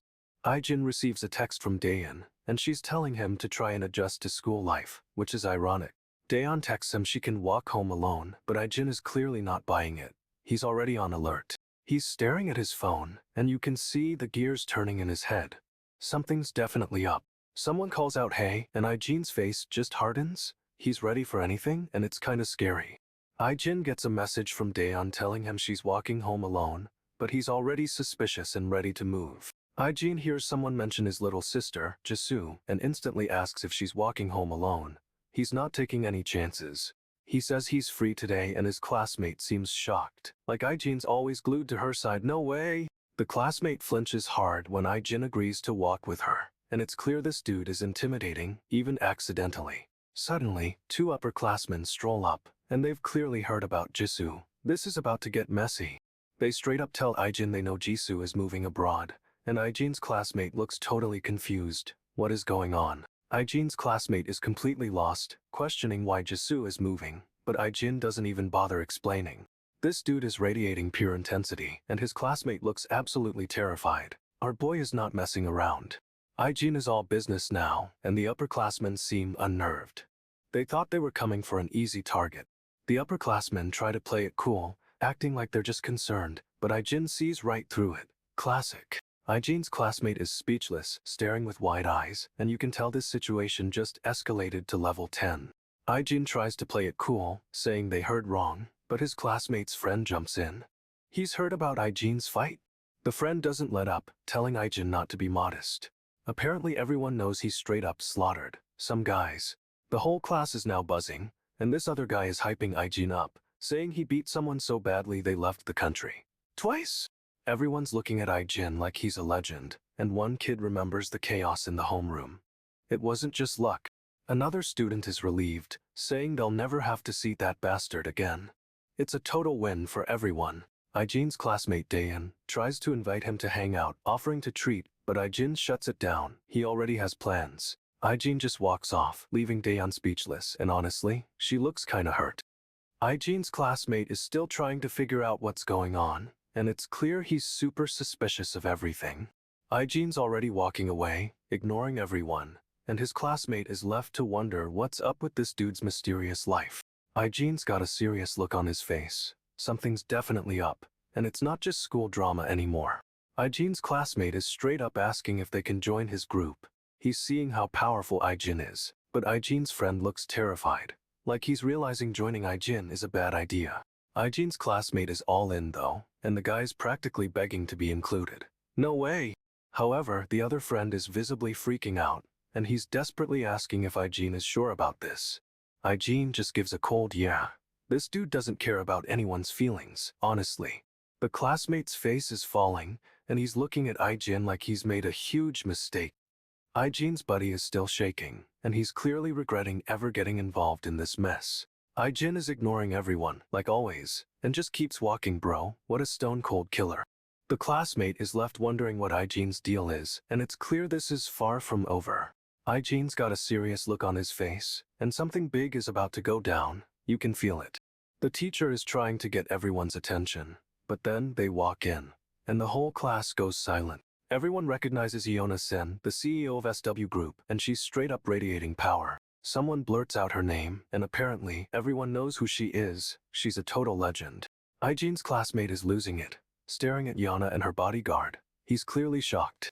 People are whispering that the bodyguard has been with Iona since childhood, and is her trained protector. But Ijin's just standing there, totally unfazed, and someone asks if he knows them too. Ijin says there's no need for introductions, like he's way above all this. What a boss. The classmate is practically vibrating with shock, and he's asking if Ijin knows Iona Sen personally. Ijin's classmate is freaking out. He's realizing just how connected Ijin is, and it's intimidating. Our boy doesn't even react, he just keeps walking. This dude is on another level, honestly. Ijin calmly explains that he and Iona went to the same school, back when he was, like, 8 years old. A classmate is totally losing it, realizing Ijin is connected to someone super powerful and wealthy. This dude thinks he's figured Ijin out, that he's just a rich kid. But oh, he is so wrong. Ijin's classmate starts rambling about Ijin being the final boss, and honestly, it's not far off. Another student is shocked, remembering Ijin came after another transfer student. Ijin is building a crew! Iona Sen is looking at Ijin, and she's clearly impressed. She remembers him too, apparently. She thinks he's gotten a lot taller, and honestly, same. Our boy has grown up a lot since then. Ijin keeps walking, and the classmate is left speechless. This dude is just operating on a different plane. Someone is thinking hard, trying to piece together who Ijin is and what his deal is. But good luck with that. Ijin stares straight ahead, and you can tell he's already planning his next move. This is getting intense. Iona is totally checking Ijin out. She's remembering him as a little kid, and it's kinda sweet. Ijin keeps walking, completely unfazed, while everyone else is losing their minds over his past. A student is whispering about who Ijin is, and another one is visibly stressed. This is getting good. Ijin glances over at Iona, and she's smiling back. They definitely have a history, and it's a little flirty. A guy is seriously freaking out, remembering Ijin arrived after another transfer student. Is he building a team? Someone else is staring at Ijin, trying to figure out his connection to Iona. But he's way out of his league. Ijin doesn't even acknowledge the stares. This dude is playing 4D chess while everyone else is playing checkers. This guy is convinced Ijin is trouble, and honestly, he's not wrong. Our boy is a walking weapon. Another classmate is thinking hard, trying to piece together Ijin's story. Good luck, you'll need it. Ijin is stone, cold-focused, already planning his next move. He's not here to make friends, that's for sure. Okay, so our boy Ijin just arrives at a PC Bang, a gaming cafe, and everyone's buzzing about this Yongchan player. He walks in, totally unfazed, stepping through the crowded room like he owns the place. Someone hits him with a notification. His phone's blowing up, and he looks instantly annoyed. Everyone around him is losing it, talking about how Yongchan is a challenger player, some kind of legend. Ijin boots up his computer, and it's clear he's not here to mess around, he's all business. He jumps into a game, and straight up destroys the competition, carrying his entire team to victory. The other players are shocked. They can't believe this guy is so good, calling him a Smurf account user. Ijin barely reacts to the accusations, just keeps playing like a total pro. But the other players realize this isn't just skill. They're convinced he's using a second, secret account. And honestly, This dude's about to show them all exactly who he is, and it's gonna be epic. Someone suggests Aijin grab their challenger a drink and snacks, but he's clearly not interested in being the host. Aijin receives a message on his phone, and the sender is someone who clearly knows about his past. It's kinda creepy. He's getting questioned about cleaning up after Yongchan, but Aijin just brushes it off. That's cold. Aijin sends the message, and it's a screenshot of a past game, proving he's been playing all along. A girl named Seol approaches, looking totally concerned about Aijin leaving the PC bang. What's up with her? He's heading out, and Seol asks what he's doing, but Aijin's got a super casual response. Turns out they're out of garbage bags. No way, and Seoli explains they needed to go buy more. Aijin asks what she's doing, and Seola's explanation is surprisingly mundane for this story. Aijin just stares at her and honestly, this dude is definitely hiding something. Seola smiles, seemingly unbothered by Aijin's intense gaze, and it's kinda unsettling. Aijin offers to carry Seola's bag, but she insists it's not heavy at all. So polite. Seola is thinking about how Aijin made friends so quickly, relieved people aren't avoiding him after the fight. She spots him heading toward the game room and wonders where he's going. She's really interested in this dude. Aijin asks if she's had dinner yet, then immediately follows up by guessing she ate with her friends. Smooth, but kinda weird. He confirms they had food at the game room, and Seola's expression is totally unreadable. What is she thinking? Aijin casually mentions school hasn't been this fun in years, and Seola seems genuinely surprised. Seola asks if he's okay and Aijin brushes it off, saying he's fine. But is he though? She's still staring at him, and honestly this is getting intense. Is she falling for our boy? Aijin asks about school, but then immediately clarifies he meant how's school. So awkward. Seola looks completely taken aback by his question, and something tells me she's hiding something too. Seola says she's waiting for her grandpa to eat with her, but Aijin's reaction is off, like really off. He asks if she's already eaten, and she's confused because she just said she's waiting for grandpa. Aijin claims he only had a little, but Seola calls him out. She thought he ate at the game room. This dude is dodging something. He tries to play it cool, but Seola isn't buying it. She's straight up questioning his story now. Suddenly, Grandpa shows up, and he's all smiles, praising Aijin's cooking skills. No way is this a coincidence. Seola blushes, totally thrown off by her grandpa's comment in Aijin's secret cooking session. Grandpa keeps gushing about Aijin being a chef, and Seola awkwardly admits he really is good. This is getting messy. They all sit down to eat, and Aijin's completely silent. He's got a serious case of the feels bro. Grandpa's happy to have Aijin around, and Seola's still flustered. This whole dinner is a vibe. Aijin quietly confirms he's become a pretty good chef, and honestly, this is a surprisingly wholesome moment. Aijin's enjoying dinner when suddenly, a massive explosion rocks the building. No chill. He leaps into action, shielding Seola and Grandpa from the blast. Our boy is a pro. The room's collapsing, and Aijin's already assessing the damage, trying to keep everyone safe. He's holding debris off of Grandpa, but a piece of the ceiling is coming down fast. Aijin barely manages to move Grandpa, but takes a hit himself, straight up a hero move. The room is completely wrecked, and Aijin's clutching his arm, but he's already scanning for more threats. He pulls Seola and Grandpa towards the door, determined to get them out of there. He throws open the door, and they stumble into the hallway, which is also in chaos. Aijin's face is wrecked, but he's pushing through the pain, making sure everyone is okay. He's checking his phone, and sees a call from Major Kang. What is going on? Aijin takes the call from Major Kang. Turns out it's not a friendly check-in bro. Major Kang is asking about the school, straight up grilling Aijin about anything suspicious happening. Aijin plays it cool, saying nothing exciting happened, but Major Kang doesn't buy it for a second. Major Kang suddenly asks if Aijin killed anyone. No way, this is getting intense. Aijin's all like what? And Major Kang is demanding answers, suspecting something went down. Aijin insists everything is fine, trying to downplay the explosion, but Major Kang is relentless. This dude is so calm while assuring them there's nothing to worry about. It's kinda creepy. Major Kang reminds Aijin they're always there for him, but it feels more like a threat than support. Aijin's back on the phone with Major Kang, and he's asking if Aijin understands the orders. Aijin replies with a simple yes sir, and honestly, this whole conversation is giving me chills. Everyone's waiting for Aijin, but he's still missing. It's kinda weirding people out. The red-haired girl glances over, clearly sizing up the situation and wondering where he is. This blonde guy starts talking about Seokju-ko, saying Aijin is good, but no match for him. Talk about a bold claim. He claims Seokju's been training in combat since childhood, straight up calling him a pro. Wow, this guy is intense. The blonde dude continues ranting, saying Seokju Ko is one tough motherfucker, seriously.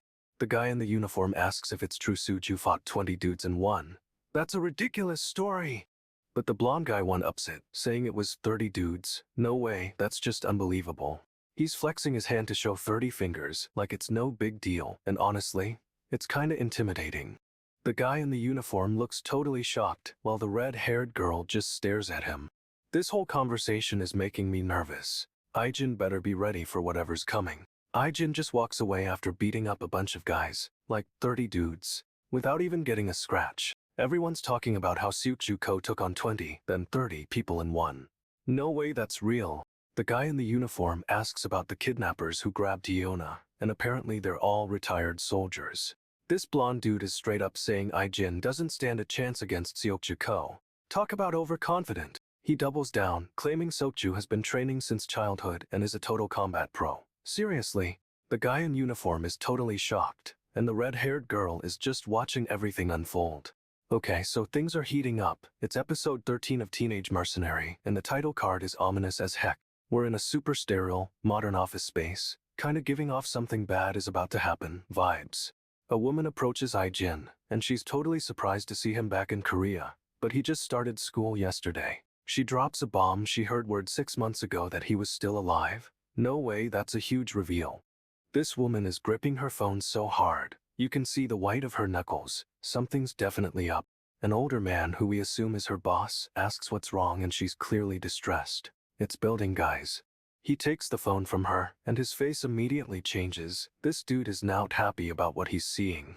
The man's face is getting redder. It's a close-up and honestly, he looks absolutely furious. He spits out one word, day in. And you know whatever this is about, it's BA, like seriously bad. But just when you think that's the climax, the man's expression shifts, and it's clear this is a personal issue. Drama overload.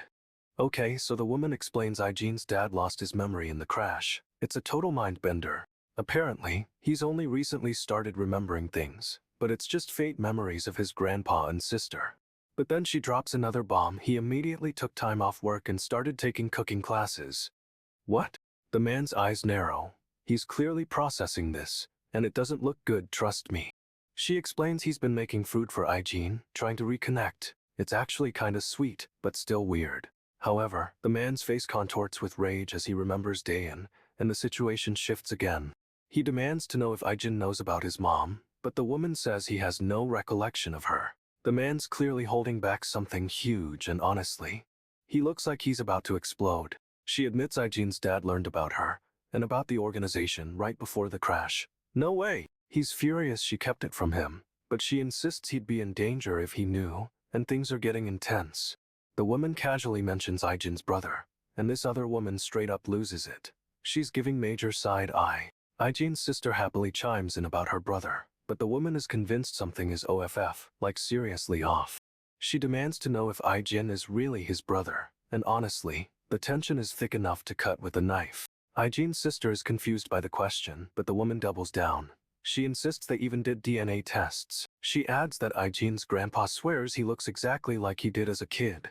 It's a whole thing. Aijin's sister is still totally bewildered, and you can tell she has no clue why this woman is grilling her. The woman's expression is unreadable. She's clearly hiding something, and she's not backing down. She's staring intensely at Aijin's sister, and it's super creepy, like a predator sizing up its prey. Aijin's sister looks genuinely freaked out, and honestly, she has every right to be. This is intense. The woman's face is stone cold. She's giving off major villain vibes, and I'm not liking it one bit. This older guy confronts Aijin, accusing him of forging his school records. Talk about a hostile welcome. He's pressing Aijin hard, saying the school has no record of him ever attending, straight up calling him a liar. Aijin stays cool, asking where this guy got his information, but the dude claims he dug it up himself. He admits he has no proof, but is certain Aijin never went to that school. This is getting messy. Aijin's all, "You claim my records are fake," and his voice is dripping with warning. The guy explains he investigated people connected to the school, and is dead set on exposing Aijin. Aijin's eyes narrow, and you can tell he's not thrilled about being questioned. This dude is pushing his buttons. The older guy keeps talking, and Aijin's expression is unreadable. He's totally playing it cool though. Aijin asks what he wants, and the guy is clearly trying to provoke a reaction. It's a power play. Aijin just stares him down, and honestly, this dude is about to regret everything. The tension is insane. Aijin fires back saying he was simply returning home, super nonchalant, honestly. The older guy doesn't buy it for a second, claiming Aijin is a suspicious kid, and that's why he checked him out. Aijin just stares him down and delivers a stone cold. That's my answer. This dude is seriously testing him. But it doesn't end there. He adds that he now knows Aijin's records, and it's not good. We cut to a classroom scene, and everyone's focused on their work, oblivious to the drama unfolding. The older guy's looking at a tablet, and a red-haired student peers over his shoulder. No way is he showing people Aijin's file. He's sharing the info with other students, and they're all giving Aijin serious side eye. This is escalating quickly. Aijin standing there totally unfazed, while everyone around him whispers and judges. Our boy is ice cold. The older guy is straight up trying to ruin Aijin's reputation, and the whole class is starting to believe it. However, Aijin's face remains a perfect mask. He's not giving them the reaction they want, and I love it. Aijin's explaining it's his grandpa's birthday, but the older guy doesn't even care. He's obsessed with proving Aijin's a fraud. He claims Aijin forged the school records, and honestly, it's a serious accusation, but Aijin doesn't even flinch. A student asks what's going on, and the older guy's about to spill the tea. This is about to get messy. But before he can fully explain, another student interrupts, wanting to know why they can't just hang out. Talk about bad timing. The older guy brushes him off, saying they'll go another time. He's laser, focused on taking Aijin down. Aijin finally speaks up, and it's a total power move. He's got a plan brewing, you can feel it. He calmly states he doesn't have evidence yet, but he's 100% sure this guy forged those records, straight up calling him out. The older guy demands to know what Aijin is talking about. He's trying to act tough, but he's clearly rattled. We cut to a shot of sunlight streaming through the window, and it's a really ominous vibe. Something's about to go down. Aijin's face is all smug and confident. He's playing the long game, and this dude has no idea. So, this teacher is laying out the situation. Aijin's sister had a video go viral, and it wasn't pretty. She's seriously questioning how Aijin even managed to stay in school with all that drama, but then brings up Aijin Yu's sudden move. She thinks Aijin Yu is acting like a guardian angel, swooping in to protect his sister from her bullies. It's a total assumption. But then she drops a bomb. Her brother and sister just want to get rid of her. No way. This teacher is straight up seething. She's realizing Aijin Yu returned to take care of business, and it's kinda scary. She's imagining this whole scenario. A estranged brother comes back from the dead to wipe out bullies. It's over the top, and honestly, she's clearly got some issues of her own, judging by that intense stare. Aijin's just standing there, looking all calm and collected, but you can tell he's listening to everything. Our boy is chilling at his computer, totally focused, when he catches wind of something weird going on. The sky outside is looking stormy, setting a seriously ominous mood. It's definitely not a good sign. Turns out SW Corporation, a massive multinational, is expanding into the defense industry, and they're paying attention. He feels eyes on him, like they're digging into his past, and honestly, it's creeping him out big time. He's a transfer student, and the school is straight up running background checks. Something's definitely up. He's walking out, and his grandfather is all smiles, pretending like everything is normal. Ooh, but he's asking about Dayan, and it's clear he's got his own agenda, bro. His grandfather plays it cool, saying he wants some fresh air, but we all know there's more to it. So this dude thinks he can just casually walk out. However, his grandfather is totally suspicious. And now, he's wondering if all this attention is because of Dayan. No way this is a coincidence. His grandfather tells him Dayan is walking home with him, and our boy is like, bet, no questions asked. Grandpa wishes him luck, but it feels super forced. Something's definitely off with this guy. He's walking, and someone asks if he learns all this stuff in American schools. But he just says it's from after school activities. They're chatting, and it turns out a lot of kids his age want to study abroad. But she's never considered it. She asks why not, and it's clear she's curious. This could be a real moment between them. But she admits it can be a lot to handle, and honestly, that feels like a warning sign. So, she's talking about her life, but it's clear she's testing the waters. She's trying to figure him out. He keeps his answers short and sweet though, and bro is totally playing it cool. He doesn't reveal much. However, she's not letting it go. She pushes him, wanting to know why he wouldn't want to study abroad. He just shrugs it off, but it's obvious he's got secrets, and this convo is definitely making him uncomfortable. She's laying it all out. She doesn't want her grandpa to be alone, and he's not doing well lately. She says he's always been caring and selfless, and she clearly adores him. It's a sweet moment. However, the mood shifts instantly when someone drops a bombshell about Ijin-Yu's school records. Straight up, an employee confirms Ijin-Yu never attended the school he claimed to. Huge red flag! They even have proof from a longtime resident at his fake address, and it's piling up fast. This dude is trying to downplay it, saying he's looking into other options, but it's a flimsy excuse. He tells her they're leaving, and she's clearly shocked. She wants to know where they're going. He finally admits he's going to tell Daeon about all this, and she's visibly stunned. She looks so worried, and honestly, this whole situation is about to explode. But our boy is stone cold, marching forward like he doesn't even care. This dude is fearless. He's explaining it all. His records are fake, and it's to ensure her safety, not his. She's losing it, demanding to know why he's keeping secrets and living with his sister now. He stays cool as a cucumber, but she's not backing down. She needs to know everything, period.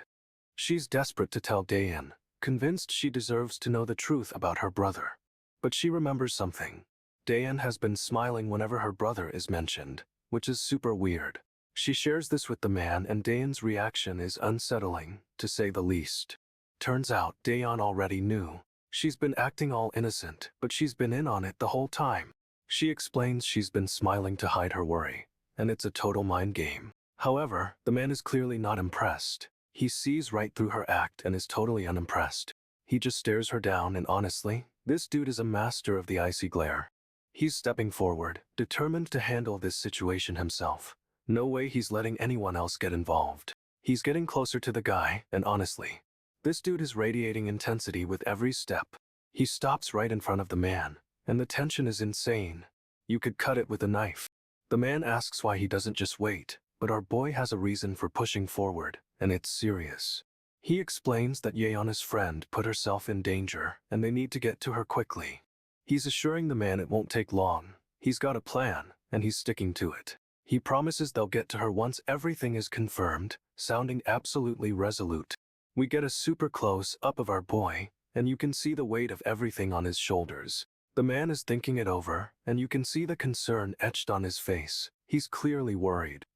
He's agreeing to wait, but something tells me this isn't over. There's definitely more to come. He's trying to reason with the guy, but it immediately escalates. This dude straight up throws a punch. Our boy dodges, then unleashes a flurry of blows, and honestly, the other guy had it coming. He sends the man flying with a brutal kick, and it's clear this fight is going to be over quickly. The man crashes into a parked car, and it's a total wreck. No way he's walking away from that. He's checking on Yeona's friend, who's clearly shaken up but thankfully seems okay. Suddenly, a van speeds towards them, and our boy reacts instantly. He's shielding her. He throws her out of the way, but takes a hit himself, and it looks painful. Bro is seriously injured. He's trying to get up, but he's clearly struggling, and the van is speeding away.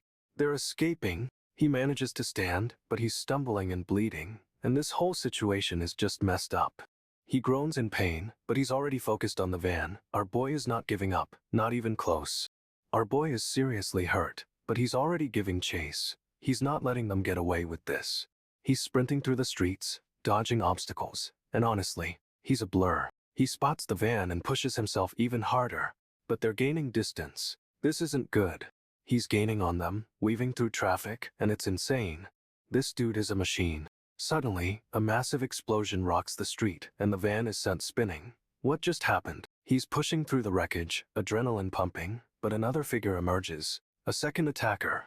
They're both fast, exchanging blows in a whirlwind of motion, but our boy is clearly the more skilled fighter. He disarms the attacker with a swift move, but another van appears, attempting to run him down. Seriously? He leaps over the van, landing gracefully, and continues the chase. This dude is defying gravity. He's exhausted and injured, but still running, determined to catch them. No way he's backing down now. He finally corners the silver-haired attacker, grabbing him in a brutal clutch. This dude is relentless, even injured. The attacker looks shocked, asking what our boy wants, but he's immediately met with a fierce glare and a demand for answers. The silver-haired guy is stunned.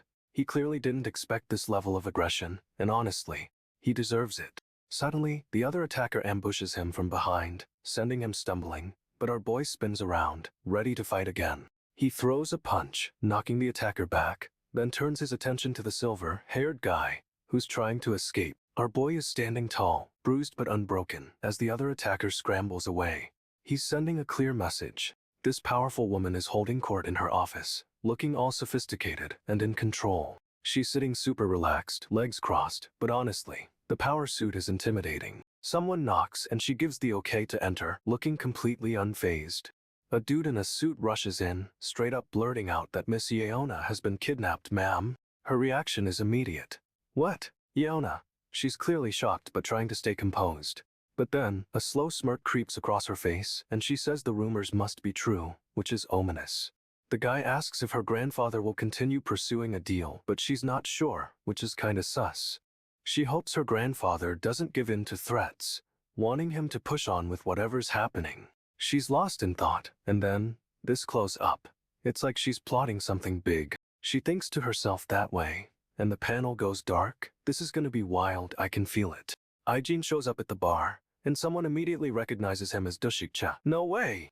He walks right up to the shady dude smoking, and asks for information, super direct. The smoker's shocked like, Jesus, this kid? And clearly doesn't want to talk. Aijin cuts to the chase. He needs intel and he needs it now, bro. The smoker is totally taken aback, questioning if this is a joke. It's not. He tries to play it cool, taking a drag, but Aijin's stare is intense. The smoker sighs, realizing he has no choice and starts talking. Finally, he explains that the person who kidnapped Yeona is a real monster, known for being ruthless. Apparently, this guy is famous for making people disappear, and Aijin is not impressed. Aijin demands to know where he's hiding, and honestly, this dude is about to spill everything. The smoker lays it all out. They were offered burner cars and helping hands, but he turned them down.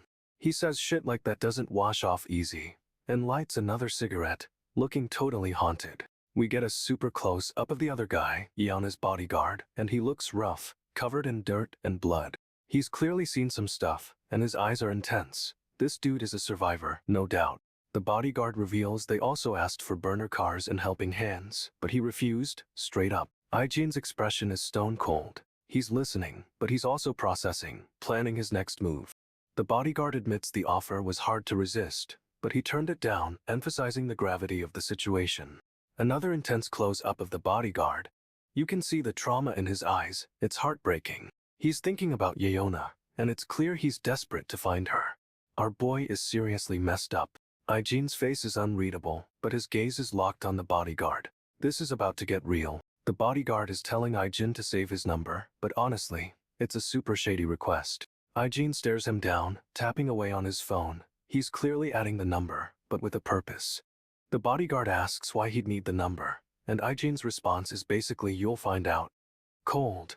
Aijin sends the number to someone, and the bodyguard looks totally confused. What's our boy up to? The bodyguard's face drops. He recognizes the number, and it's someone powerful, apparently. He's freaking out, realizing Aijin just connected him to someone he really didn't want to talk to. Aijin's got this smug look on his face.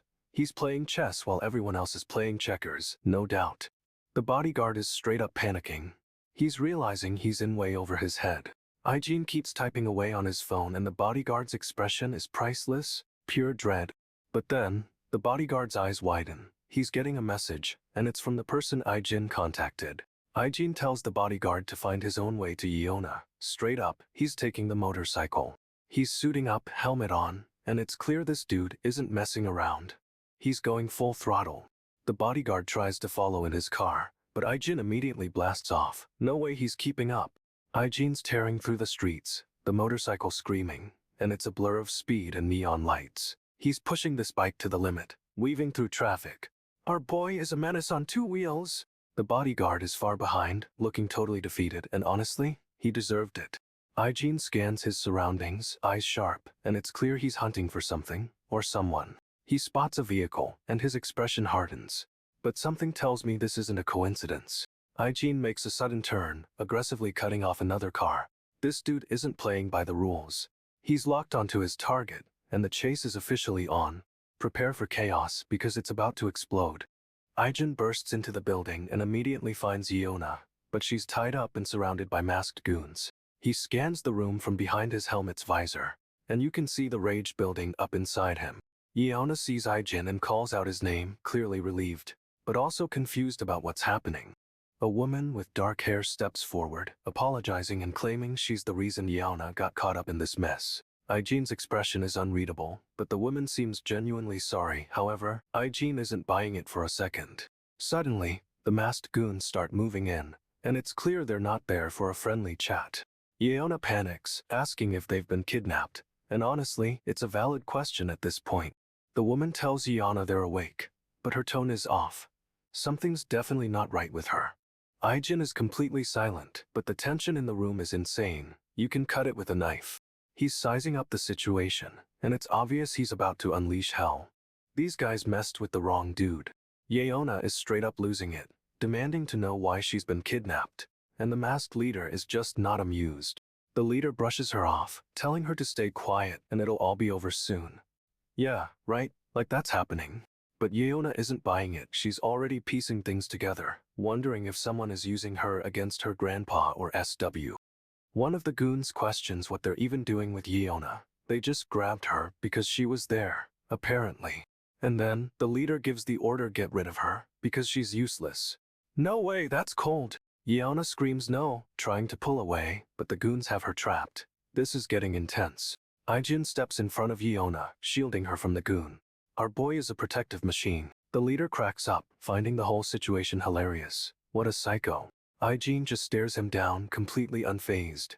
You can tell he's about to unleash a world of pain. Yeona looks up at Aijin, relief washing over her face. She knows he's got this, and honestly, so do we. Aijin's giving the leader a chilling stare, then straight up tells him to bite his tongue and die. Talk about a threat. The leader is shocked, eyes wide. He clearly didn't expect Aijin to talk back, let alone threaten him. Aijin moves fast, grabbing the leader's collar and pulling him close. This dude doesn't mess around. He's whispering something into the leader's ear, and Yeona can see the blood draining from his face. It must be terrifying. The leader's face is contorted in a mix of fear and rage. But Aijin just smirks like he's completely in control. Two more masked guys rush in, thinking they can save their leader. However, Aijin doesn't even flinch. He's ready for them. Someone finally tells our boy that the kidnappers have made demands, and it's getting real. He asks what they want, and it's a straight-up power play. They want SW Corp to terminate a recent contract. The guy giving the info says SW Security is already moving in to rescue Miss Yeona within 50 minutes, so things are happening fast. However, the boss isn't thrilled with the news and squeezes the messenger's arm hard. This dude is intense. Meanwhile, some other security guys are questioning why they're even doing this, and where these kidnappers even came from. Their boss brushes it off, saying they just need to follow orders. But honestly, they're not buying it. One of the guys wonders how much the boss is getting paid, and it's clear he suspects something shady is going on. But before they can dig any deeper, the scene cuts to the boss, looking straight up menacing. This is bad news. And that's where we leave it. The kidnappers have made their demands, someone's getting bribed, and Miss Yeona's rescue is underway. This whole situation is a mess, but you know our boy will handle it, right? He always does. Someone just got wrecked, and the boss is furious. He demands to know how many enemies fell. Turns out our boy took out 14 guys, leaving only 5 standing, and the boss is impressed. That's an understatement. They confirm there's one more enemy out there, bringing the total to 5, and the boss states they're clearly not lacking resources. The other guy wonders how our boy managed to take down 9 enemies while he was only fighting 5. Ouch, burn. The boss calls out Seocha's name, and honestly, that's never a good sign. This dude is about to get a mission. Seocha takes a hit but brushes it off. He's convinced this whole thing is the work of a mastermind. The other guy asks who could be behind it, and Seocha realizes it's gotta be connected to Yeona's kidnapping. He explains it was a scheme to kidnap SW Corporation's granddaughter, and the other guy is shocked. This is getting serious. Seocha points out these thugs aren't capable of planning something this elaborate, so there's a bigger player involved. He vividly remembers piecing it all together during the fight. No way this dude's brain works that fast under pressure. The other guy asks if Seocha will be okay, but our boy just waves it off. Classic tough guy move. He downplays his injuries from the van hitting them, claiming it's nothing to worry about. But the other guy is clearly concerned, and Seocha just repeats that he's fine. This dude is stubborn. Seokju asks where everyone went, and the other guy suggests they just needed to use the bathroom. Seriously. They round a corner and find a dude flat on his face, clearly out cold, and Seokju's instincts immediately kick in. Before the other guy can even react, Seokju launches a devastating kick straight into the down guy's face. The impact sends the guy flying backwards. It's brutal, but honestly, this dude had it coming. Another guy tries to rush Seokju from the side, but our boy anticipates it, spinning and delivering a crushing blow. He connects with the attacker's jaw, sending him reeling back with a sickening crunch. No way that felt good. The other guy is completely stunned, but Seokju is already scanning the area, looking for more threats. Seokju realizes someone is coming up behind them, and it's happening fast. He throws a punch, connecting with the attacker's face. It's a direct hit, but the guy doesn't even flinch. The attacker delivers a counterattack, and Seokju goes flying, taking the full force of the blow. Ouch! Seokju tells the other guy they should split up now that the noise has been heard. Smart move. He starts to walk off, but the other guy stops him, demanding an apology for the brutal beating. Seokju gives him a cold stare and just says "Ijin," whatever that means, and keeps walking. The other guy is furious, face all messed up, and promises Seokju he'll get an official apology. Suddenly, a masked man asks if anyone heard something outside. Suspicious timing for sure. Someone confirms they did, and the masked man looks right at Seokju. This is getting intense. We see more masked figures including a girl, and they're clearly sizing up our boy. Seokju's eyes narrow, and you can tell he's assessing the threat. This dude is always on high alert. He's already formulating a plan, a dangerous glint in his eye. Things are about to go down. The masked man gives the order, and they're all moving in. Looks like Seokju's about to fight again. Seokju stands his ground as the masked guys surround him. They clearly underestimate this kid. The lead masked guy scoffs, saying Seokju is just a little kid. Talk about a mistake. Someone recognizes Seokju from pictures of Ko Seokju and immediately points out this isn't him. Wait, what? They demand to know how he got in there, but honestly, it doesn't even matter to these guys. The lead guy dismisses it as bad luck, then orders them to just get rid of Seokju. Cold-blooded. Seokju's face is stone cold, and he's clearly not backing down. This is about to get messy. One of the guys makes a move, but Seokju is already dodging. Our boy is too quick for them. He throws a brutal punch, sending the attacker stumbling backwards and tripping over a step. Ouch!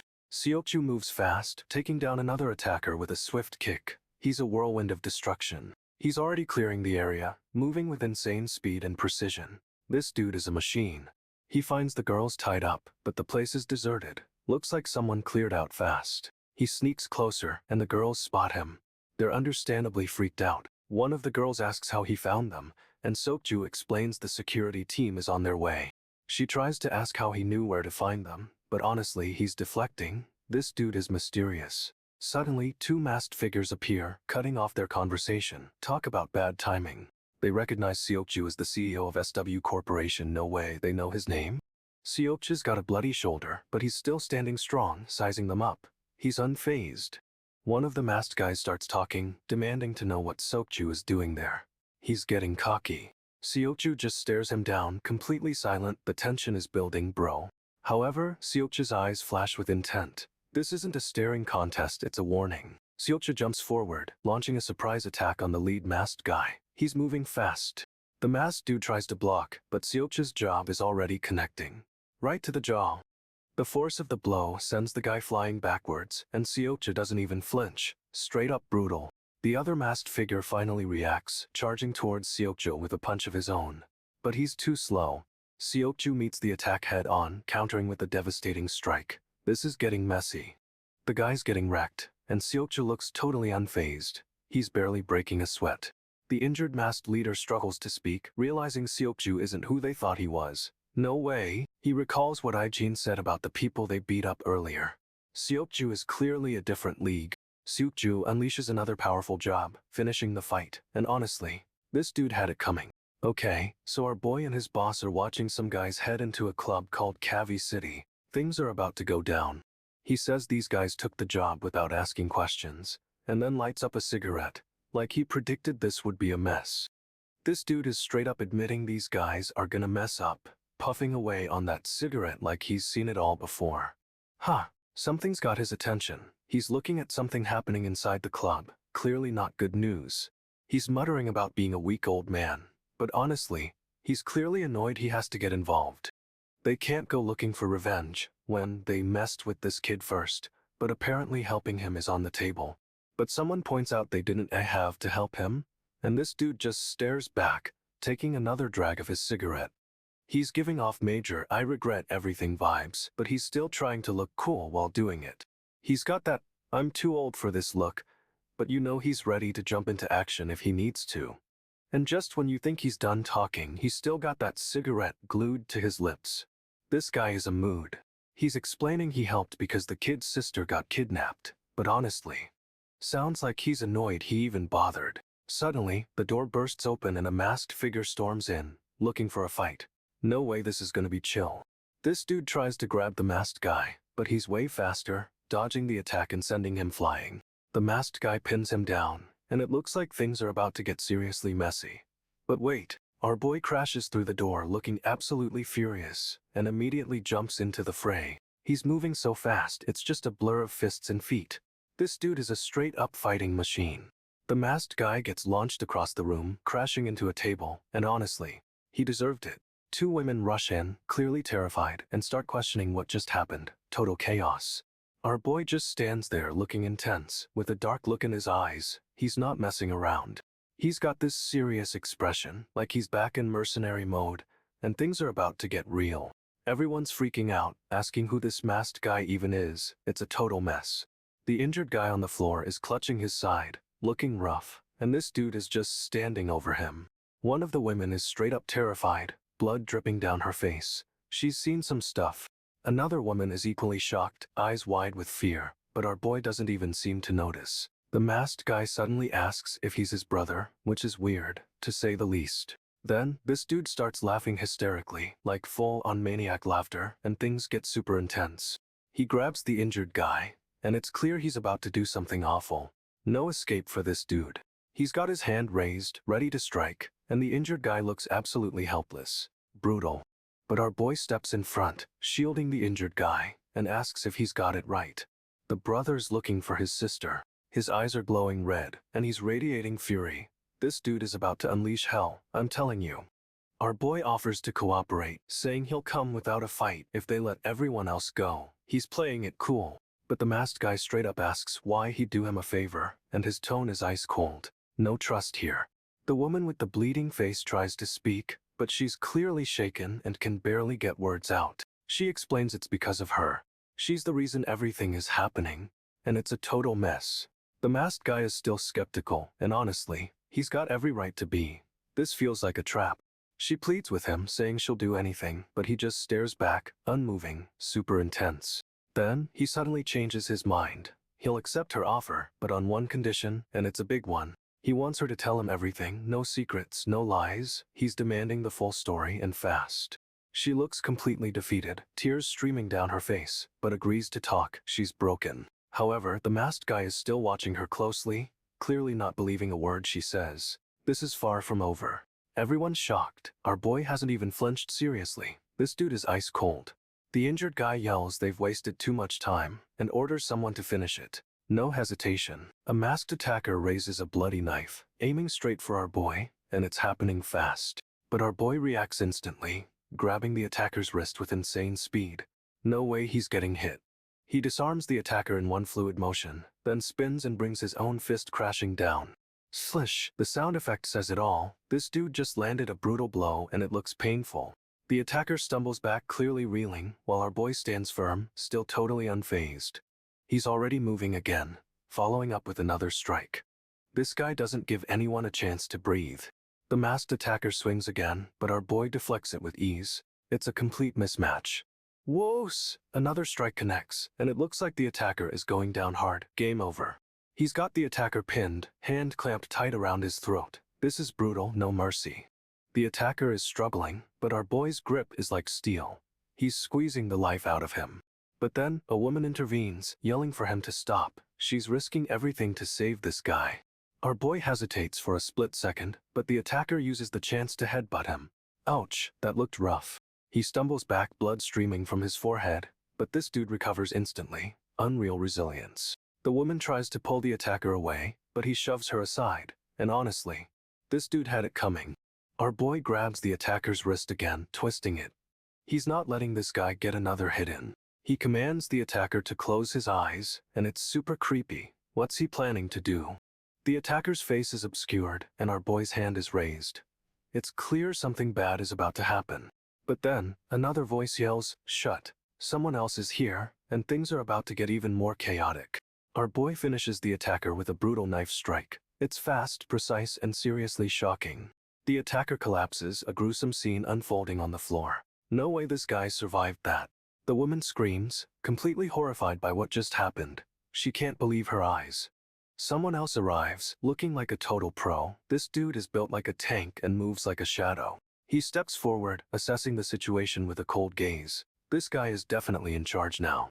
He turns to the shocked bystander and bluntly states that our boy is more bodyguard than brother. The man's face is mostly hidden by his mask, but you can see the intensity in his eyes. Creepy.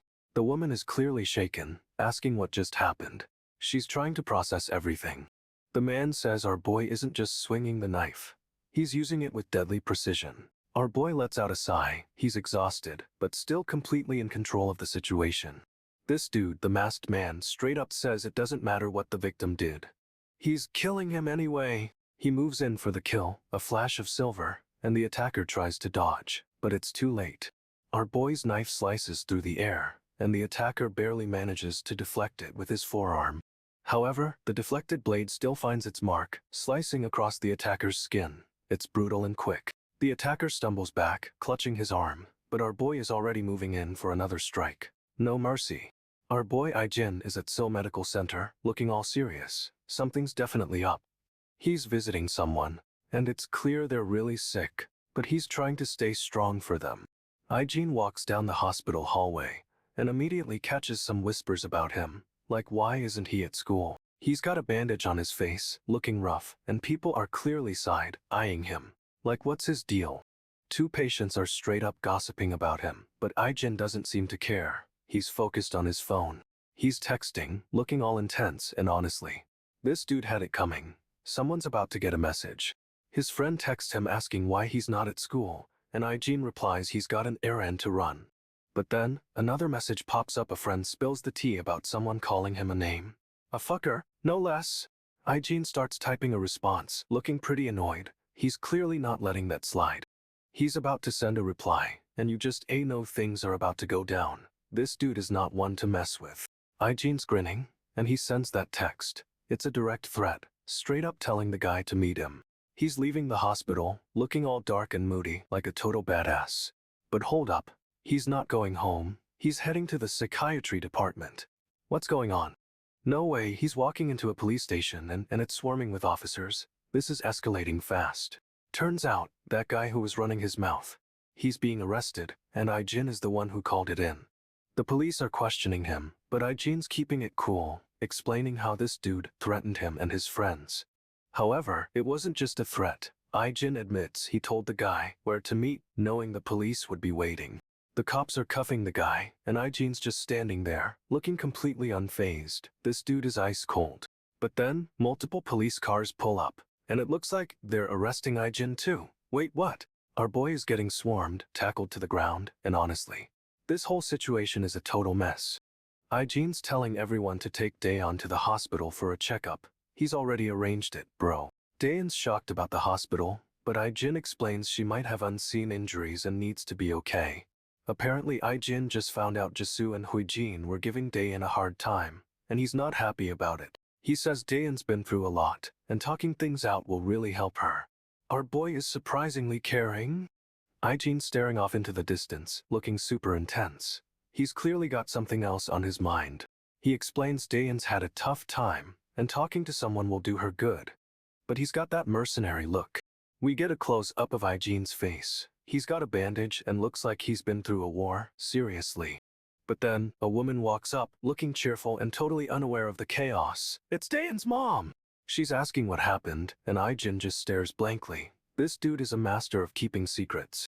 Daeon's mom is smiling, but Ijin's expression is just unreadable. Something tells me this isn't over. Ijin tells Daeon's mom the doctor said there's nothing to worry about, but then drops that they still want Daeon to come in once a week. Daeun's mom is all smiles, but Ijin's asking about her condition. Bro is totally focused on Daeun. Daeun's mom looks shocked and clutches her chest. Something is clearly wrong, and she's hiding it. Ijin staring her down, totally seeing through the act, and asks what's going on with her. She tries to brush it off, saying it's nothing, but Ijin isn't buying it for a second. This dude is relentless. Daeun's mom is getting super flustered, trying to change the subject, but Ijin is pressing her for answers. She finally admits she's been feeling unwell, but downplays it. She's clearly scared to tell them the truth. Ijin's expression is stone cold. No way she's getting away with hiding anything from him. She breaks down, tears streaming down her face, and starts sobbing. It's a total emotional overload. But wait, it looks like she's saying she has cancer. No way, this is getting heavy real fast.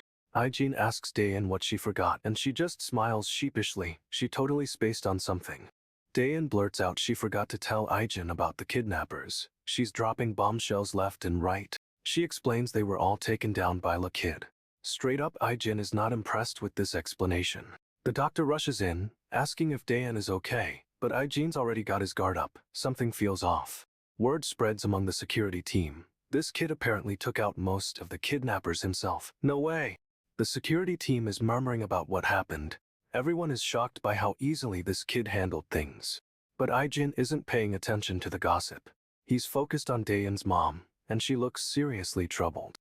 He's demanding to know if she's hiding something, and she's clearly panicking. This dude doesn't miss a thing. She tries to act like everything is fine, but Ijin sees right through it. Her face is a dead giveaway, and then she breaks down, confessing she has cancer. Holy moly, that's a devastating reveal, honestly. Yeona is totally freaking out, asking Ijin what kind of life Daeun had before she came back to Korea. Serious questions. Suddenly, a massive brawl erupts. Some guys are straight up attacking Ijin and Daeun, no warning at all. Ijin's security detail jumps in, but they're getting overwhelmed. This is escalating way too quickly, honestly. Daeun's mom arrives with her bodyguard, looking super composed. She's not even flinching at the chaos. Ijin demands to know who ordered the attack, and Daeun's mom just calmly says it was her. Wait, what? She claims she arranged for Ijin to get free treatment, but he's not buying it. He thinks she's the one who dragged them into this mess. Ijin is standing his ground, totally unfazed by her explanation. This dude is ice cold, I swear. Daeun's mom looks down at Ijin, and her expression is intense, to say the least. She's definitely hiding something. Yeona is looking at Ijin, confused. She's clearly wondering what's going on with all this drama. But Ijin just stares straight ahead, determined to get answers. He's not backing down, and honestly, good for him. Daeun's mom is straight up denying everything, saying she's a victim too. What is happening? Yeona cuts in, telling Ijin he's apologized enough already. She's trying to de-escalate, bless her. But Daeun's mom reveals Yeona was also targeted. No way, this runs deeper than we thought. Ijin's bodyguard Jinwoo is looking super intense, clearly realizing the gravity of the situation. Daeun's mom explains someone tried to manipulate them both, but Ijin isn't buying her innocent act. Ijin demands to know who's behind it all, and she claims it's someone powerful. Convenient much. She tries to paint a picture of a conspiracy, but Ijin sees through her lies. This dude is a master detective. Ijin keeps pressing her for answers, and she finally admits her husband was involved. Huge reveal. However, she insists he was protecting them, not harming them. It's a total spin job, honestly. Ijin isn't convinced, and his expression is ice cold. He's about to expose the truth, I can feel it. Ijin reveals he had to practically beg Jinwoo to get Daeun's mom to talk. What a hassle. Yeona asks if Seokju is also at the hospital, and Jinwoo confirms. This is getting wild. Yeona suddenly all smiles, and Ijin looks super suspicious. She's up to something, I swear. She pulls up Seokju's patient file, revealing he's 19 years old. Wait, is that important? Yeona thinks someone off panel, then flashes a mischievous grin. Bro, what did you do? Ijin's narrowed eyes show he's definitely picking up on her games. He's not falling for it. And just like that, the panel shows Seokju, 19 years old. Okay, now we're getting somewhere. Yeona thanks someone again, and it's clear she's been plotting this whole time. She's a mastermind. Ijin's expression is unreadable, but he's definitely processing this new information. The tension is real. However, Ijin looks off and is clearly thinking about something else. What's he not telling us? Okay, so things are tense. Someone was essential in a rescue, but it's not who everyone thinks. This woman, she's seriously fuming. She thinks she should have the gifted kid on her team, not Yeona. But hold up, A rumor is going around, and it's got her attention. Something big is happening at school. She's getting intel from her assistant, and apparently, another student's exploits during the rescue were even more extraordinary. She's straight up shocked. How is that even possible? Someone else is stealing the spotlight. No way. Even the chairman is taking an interest in this classmate, which is a huge deal. She demands to know if the rumor is true, and you can tell she's not thrilled about it at all. She's clearly plotting something, sipping her coffee and staring out the window. This is gonna be good. She's thinking about how she should have the gifted kid, but then she's interrupted by the rumor. She's trying to figure out what's going on, and honestly, she looks a little scared of what she's hearing. Our boy is doing pull-ups, looking ripped. Seriously, this dude is a machine. He drops down exhausted, but then hears a noise and instantly goes on high alert. A shadowy figure is creeping up behind him, and things are about to get real intense. The attacker lunges, and our boy reacts instantly. He's a whirlwind of speed and power. He's dodging and weaving, but the attacker is relentless. This fight is brutal and fast. This dude is screaming as he's thrown across the room, and it looks like our boy is barely holding back. No way, he's pinned the attacker, but it's clear this guy is a serious threat, and he's still fighting. The attacker is down, but our boy is breathing hard, covered in scrapes. That was a close one. Someone's watching from the doorway, totally flinching at the sight. They clearly weren't expecting that. He's trying to catch his breath, but something's off. He's clearly hiding something, and it's intense. She asks if he's okay, but he straight up says he already told her he's fine. This dude is so stoic. She calls his name, trying to get his attention, and he reluctantly turns around. He's clearly annoyed. He asks what she wants, and she says she's seen him do something, and that he startled someone. She explains that someone saw what he did to the attacker, and how shocked they were. And honestly, this guy had it coming. He's all confused, like he doesn't understand what she's talking about. But she's not backing down. She says he did whatever he did in order to protect her, and that she understands. But it's intense. He's silent for a beat, staring at her, and you can tell he's processing everything. This is a major moment. She's smiling softly, but it's kinda sad. She's clearly worried about him and what he's been through. He's still lost in thought, but then he notices the fruit plate. A small detail, but it's a nice touch. He casually grabs a slice of pear, trying to act normal, but we know this dude is anything but normal. She confesses she couldn't tell her grandpa, or Enum, about what happened at school, and our boy just takes it in stride. He's grabbing a pear, trying to play it cool, but she's suddenly on the phone, looking totally flustered. She's explaining something to the person on the other end, waving her hand around like crazy. What's going on? She hangs up, then says totally fine. But she's clearly lying through her teeth, and something's up. He's looking at her, totally suspicious, and she avoids eye contact. She's hiding something, no way. The guy who was watching them earlier is now casually leaning against a wall. Creepy much. He's adjusting his collar, looking all smug, and it's seriously unsettling. This dude is a problem. She's back on the phone, and this time, she's talking to him, trying to play it off like everything is normal. She's smiling, trying to appear happy, but it's strained. Something is definitely wrong, and she's trying to hide it. He's still staring, lost in thought, and honestly, this whole situation is giving me bad vibes. He's laying it all out. He didn't come for her, he came for Dayan, and she's stunned. She's reeling, but she admits she knew he was helping her all along, still thanking him for it. But then she asks why he called her out here, and our boy is straight up giving her the cold shoulder. He's got that intense stare down, and she's trying to figure out what he wants. The tension is real. He's explaining that he needs to know if anyone's been watching her, and she's getting seriously confused. She insists no one's been following her, but he doesn't buy it for a second. This dude doesn't trust anyone. He's demanding to know if she's been contacted, and she's getting frustrated, saying he's overreacting. But then she remembers the creepy guy from earlier and her expression changes. Oh no, it's clicking. She finally admits someone did approach her, and our boy is immediately on high alert. Something big is about to go down. She reveals she was coming off a kidnapping attempt in America when they met, which explains why she's so cautious. She admits she's been in bad situations because of who she is, and the investigation into her forged records is being dropped. She's convinced he wouldn't have saved Dayan if he intended to harm her, and she's starting to trust him. But he cuts her off, saying he's leaving, and she desperately tries to stop him. What is going on? He's totally shutting her down, but then he asks for just a couple of hours, and she's completely thrown. He's giving her the serious side eye, and she's shocked. This dude is intense. He says Dayan's father wants to thank him in person, and she's stunned. No way. He straight up tells her he didn't rescue her, and she's left speechless, totally reeling from that. She's clearly hurt, but he's just standing there, and honestly, this feels so cold.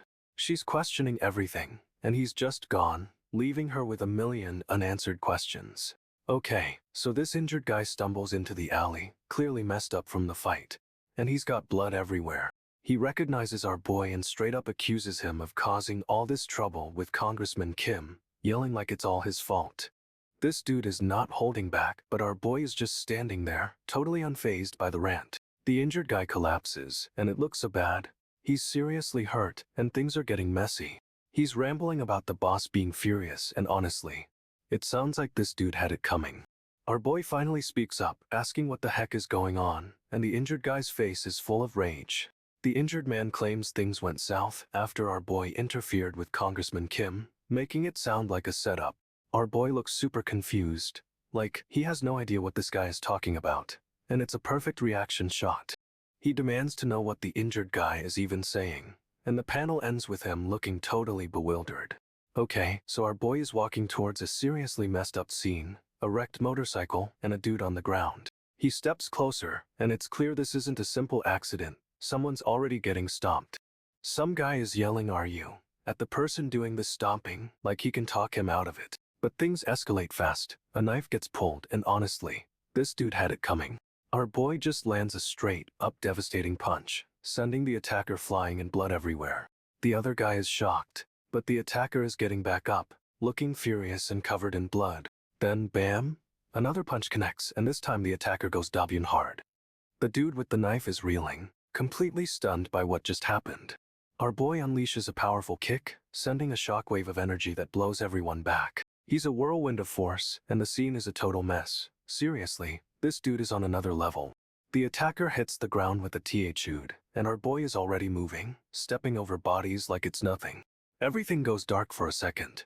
Then red lines flash across the room, and it's clear our boy's eyes are glowing. He turns his back to the chaos, and you can just feel the intensity radiating off him. This dude is serious. The scene is a total wreck, bodies everywhere, and our boy stands over it all, stepping forward with purpose. He's walking with a cold, determined stride, and the lighting makes him look like a phantom. Close up on his face, he's absolutely terrifying, like a predator sizing up the aftermath. The remaining guys are frozen, staring at him with pure fear, and one of them finally sputters out a demand. They're demanding to know what he said, but honestly, they probably don't want to hear the answer. Our boy just keeps walking, stepping over the wreckage, and it's clear he's not messing around. He's a force of nature, and this whole scene is straight up a nightmare for these guys. One of the guys tries to step forward, but our boy is already moving, a blur of speed. He unleashes a devastating attack. A glowing blade slices through the air, and it's brutal. The attack sends one of the guys flying, and honestly, this dude had it coming. Our boy spins, a whirlwind of violence, and takes out another attacker with a swift kick. He grabs another guy's weapon, using it against him, and it's just smooth, man. The remaining attacker tries to lunge with a knife, but our boy anticipates it perfectly. He disarms him with ease, then delivers a knockout blow. No way they were expecting that. Our boy stands over the unconscious bodies, radiating power, and it's a scary sight. He scans the scene, making sure the coast is clear, and you can tell he's still on high alert. He adjusts his jacket, looking completely unfazed, like this was just a minor inconvenience. Our boy spins, dodging a baseball bat attack, and it looks like he's about to unleash another combo. He throws a lightning-fast jab, connecting with the attacker's face, and it sends him reeling. No mercy. The attacker goes down hard, but another guy rushes in with a bat, thinking he has an opening. Our boy grabs the bat mid-swing, stopping it dead in its tracks, then delivers a brutal counterattack. He twists the attacker's arm, disarming him and sending him crashing to the ground. This dude is relentless. A third guy tries to sneak up on him, but our boy anticipates it, spinning around with incredible speed. He unleashes another glowing blade attack, slicing through the air, and it connects with the attacker's shoulder. The attacker screams in pain, falling to his knees, while our boy keeps his eyes locked on the remaining threat. But the final attacker isn't done. He charges with a broken piece of the bat, a desperate move. Our boy sidesteps the attack, then delivers a devastating blow, sending the guy flying. Straight up carnage. He's got one guy down, but another rushes in, and our boy responds with a brutal, lightning-fast strike. No way. The force of the hit sends the attacker flying backwards into a wall, straight through it. The attacker crashes to the ground, completely wrecked, but our boy doesn't even flinch. He turns, breathing heavily, assessing the damage, and honestly, this dude had it coming. But wait, there's still one more guy standing, and he's charging with a broken piece of the bat. Our boy ducks under the swing and delivers a devastating uppercut. Pow! Right to the jaw. The attacker crumples, falling to the floor, and our boy follows up with a powerful kick. Crash! The attacker goes flying, slamming into another wall, and it's absolute chaos. He stands over the wreckage, catching his breath, looking like a total boss. But he's covered in blood, and you can see the fight took a toll. This dude is a machine.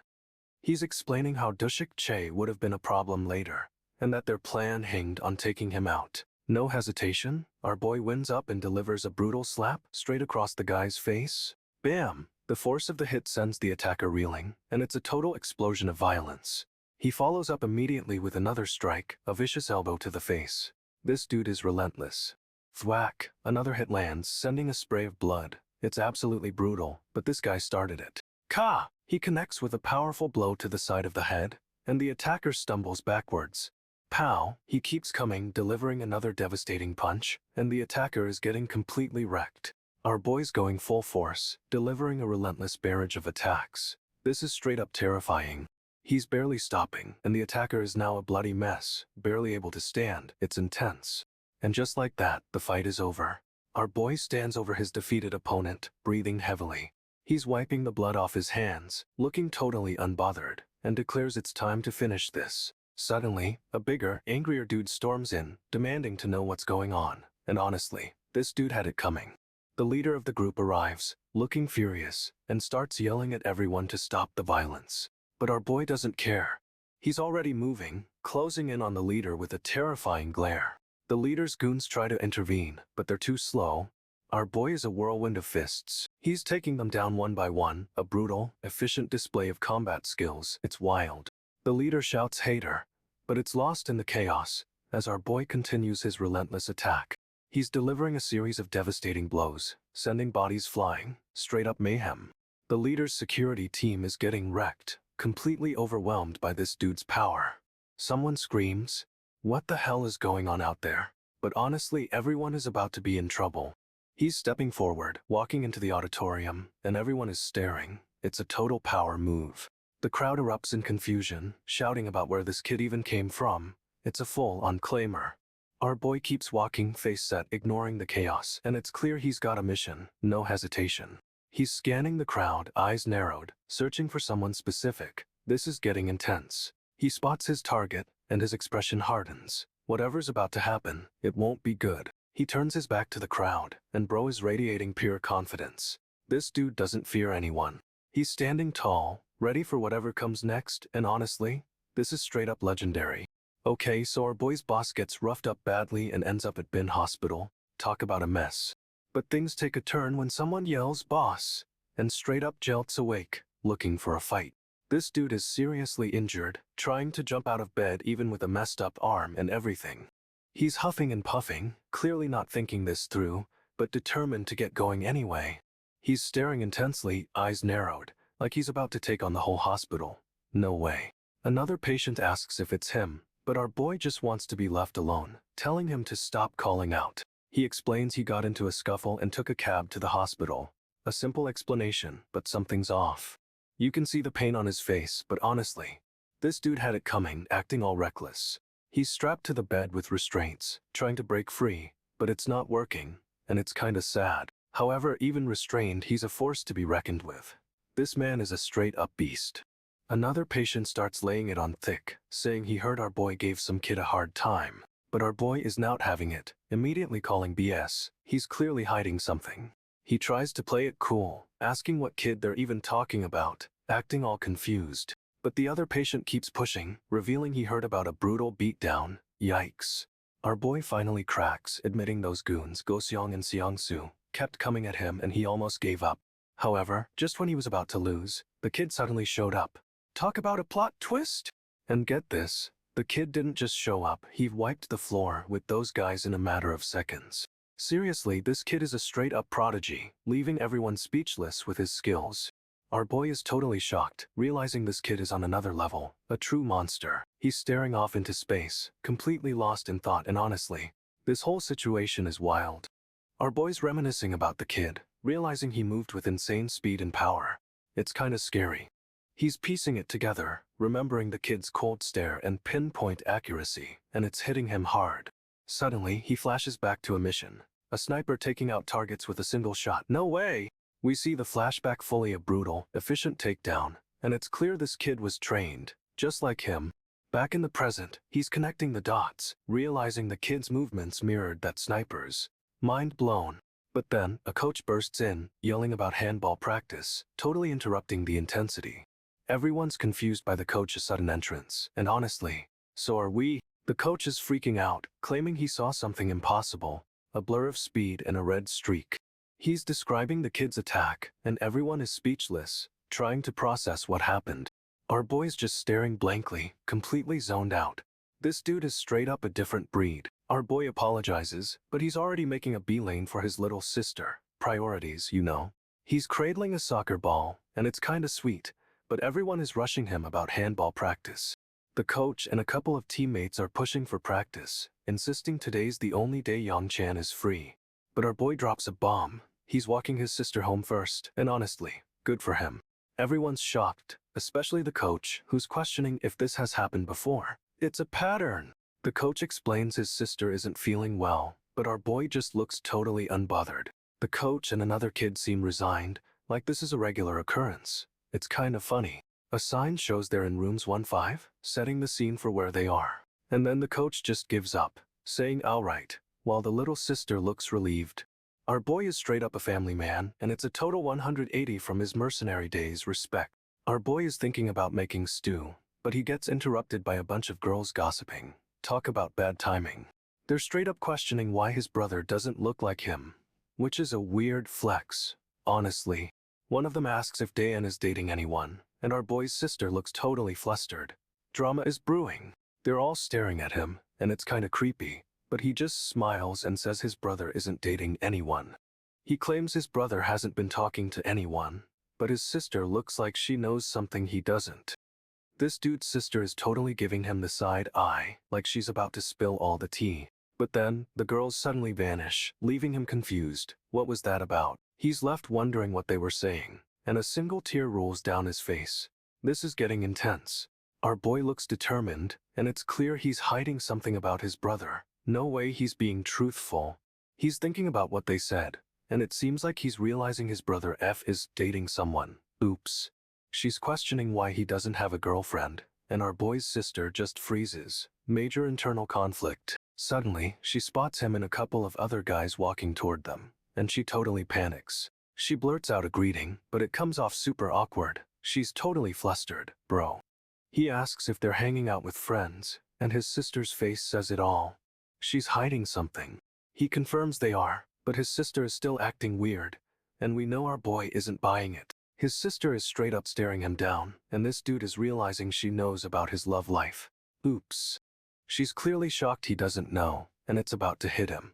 Prepare for impact? This dude is in disbelief, and honestly we are too. How could he not know? She's desperately trying to explain, but it's coming out as a jumbled mess. Total chaos. He's demanding to know who she's talking about, and the tension is building. This is gonna be good. He's claiming he forgot something at home, and is trying to bail. Smooth move, bro. His sister just stares at him, totally unamused, and it's clear she doesn't believe a word. He tries to play it off, saying she's just worrying too much, but that doesn't fly either. He doubles down, insisting it's not just worry. But she's not buying his excuses, and neither are we. Our boy is getting annoyed, and his sister is about to spill everything. The tension is real. She finally admits she knows he's been going out with someone, and it's a total bombshell. He's completely blindsided. How could he not know his own love life is public knowledge? She's trying to explain that his girlfriend is her classmate, and things are escalating fast. He demands to know her name, and his sister finally drops it. Iria. The girl from the tower? This dude is straight up frozen. Iria. No way, that's a twist he did not see coming.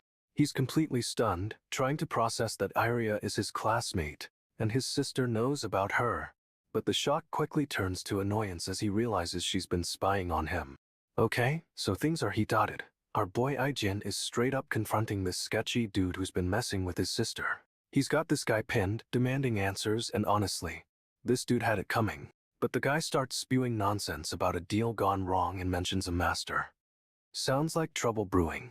Ijin isn't having it, his glare is intns, and he's squeezing the information out of this guy. Suddenly, a much bigger threat shows up. A seriously imposing figure enters the scene, and Ijin barely reacts. This new guy immediately starts threatening Ijin and his friends, demanding something called the package. Ijin's friend Sejun is clearly terrified, but our boy is staying cool, sizing up the situation. Sejun tries to de-escalate, but it's no use. The guy is relentless and wants his package Nobu. Ijin steps forward, telling him to back off, and the tension is so thick you could cut it with a knife. Ijin tells him to come on, like he's totally unfazed by the threat, but you know he's ready to unleash the fury. Ijin's friend is totally shocked, admitting he didn't expect Ijin to help him like that. They're walking and Sejun explains nothing happened while Ijin was dealing with the other guy.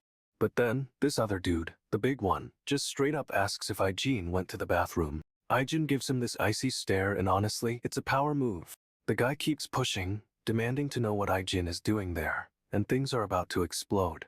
Ijin calmly tells him he's here to see a friend, but the blonde dude isn't buying it. The blonde guy is losing it, getting all aggressive, but Ijin remains completely unfazed. Sejun tries to smooth things over, but it's useless. This guy is on a mission. Ijin steps in, telling everyone to back off, and the tension is insane. Sejun chimes in, saying nothing happened after Ijin showed up to help, which is a total mood. Okay, so they walk into this exclusive place called Plus, and it looks super fancy. Definitely a VIP zone. This blonde dude is already sizing Ijin up, looking totally suspicious, and honestly, it's giving bad vibes. Ijin's friend is all fired up, announcing he's gonna raid their jungle. Whatever that means, and wants Ijin to follow. But then, the blonde dude corners Ijin, demanding to know what he's doing there and straight up tells him to leave. Ijin tries to play it cool, saying he's just visiting a friend, but this guy isn't backing down. He wants answers nano W. The blonde dude gets even more aggressive, and Ijin's friend tries to intervene, but this dude is relentless. Ijin steps between them, telling everyone to chill, but it's clear things are about to blow up. The tension is unreal.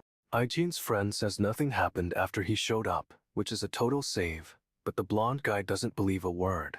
The blonde dude is demanding Ijin come with them, and you can see Ijin's friend is getting seriously worried. However, Ijin just stares him down, totally unbothered, and honestly, this dude is a beast. Ijin's friend is freaking out, asking what they're gonna do, but our boy is totally calm, or at least, trying to be.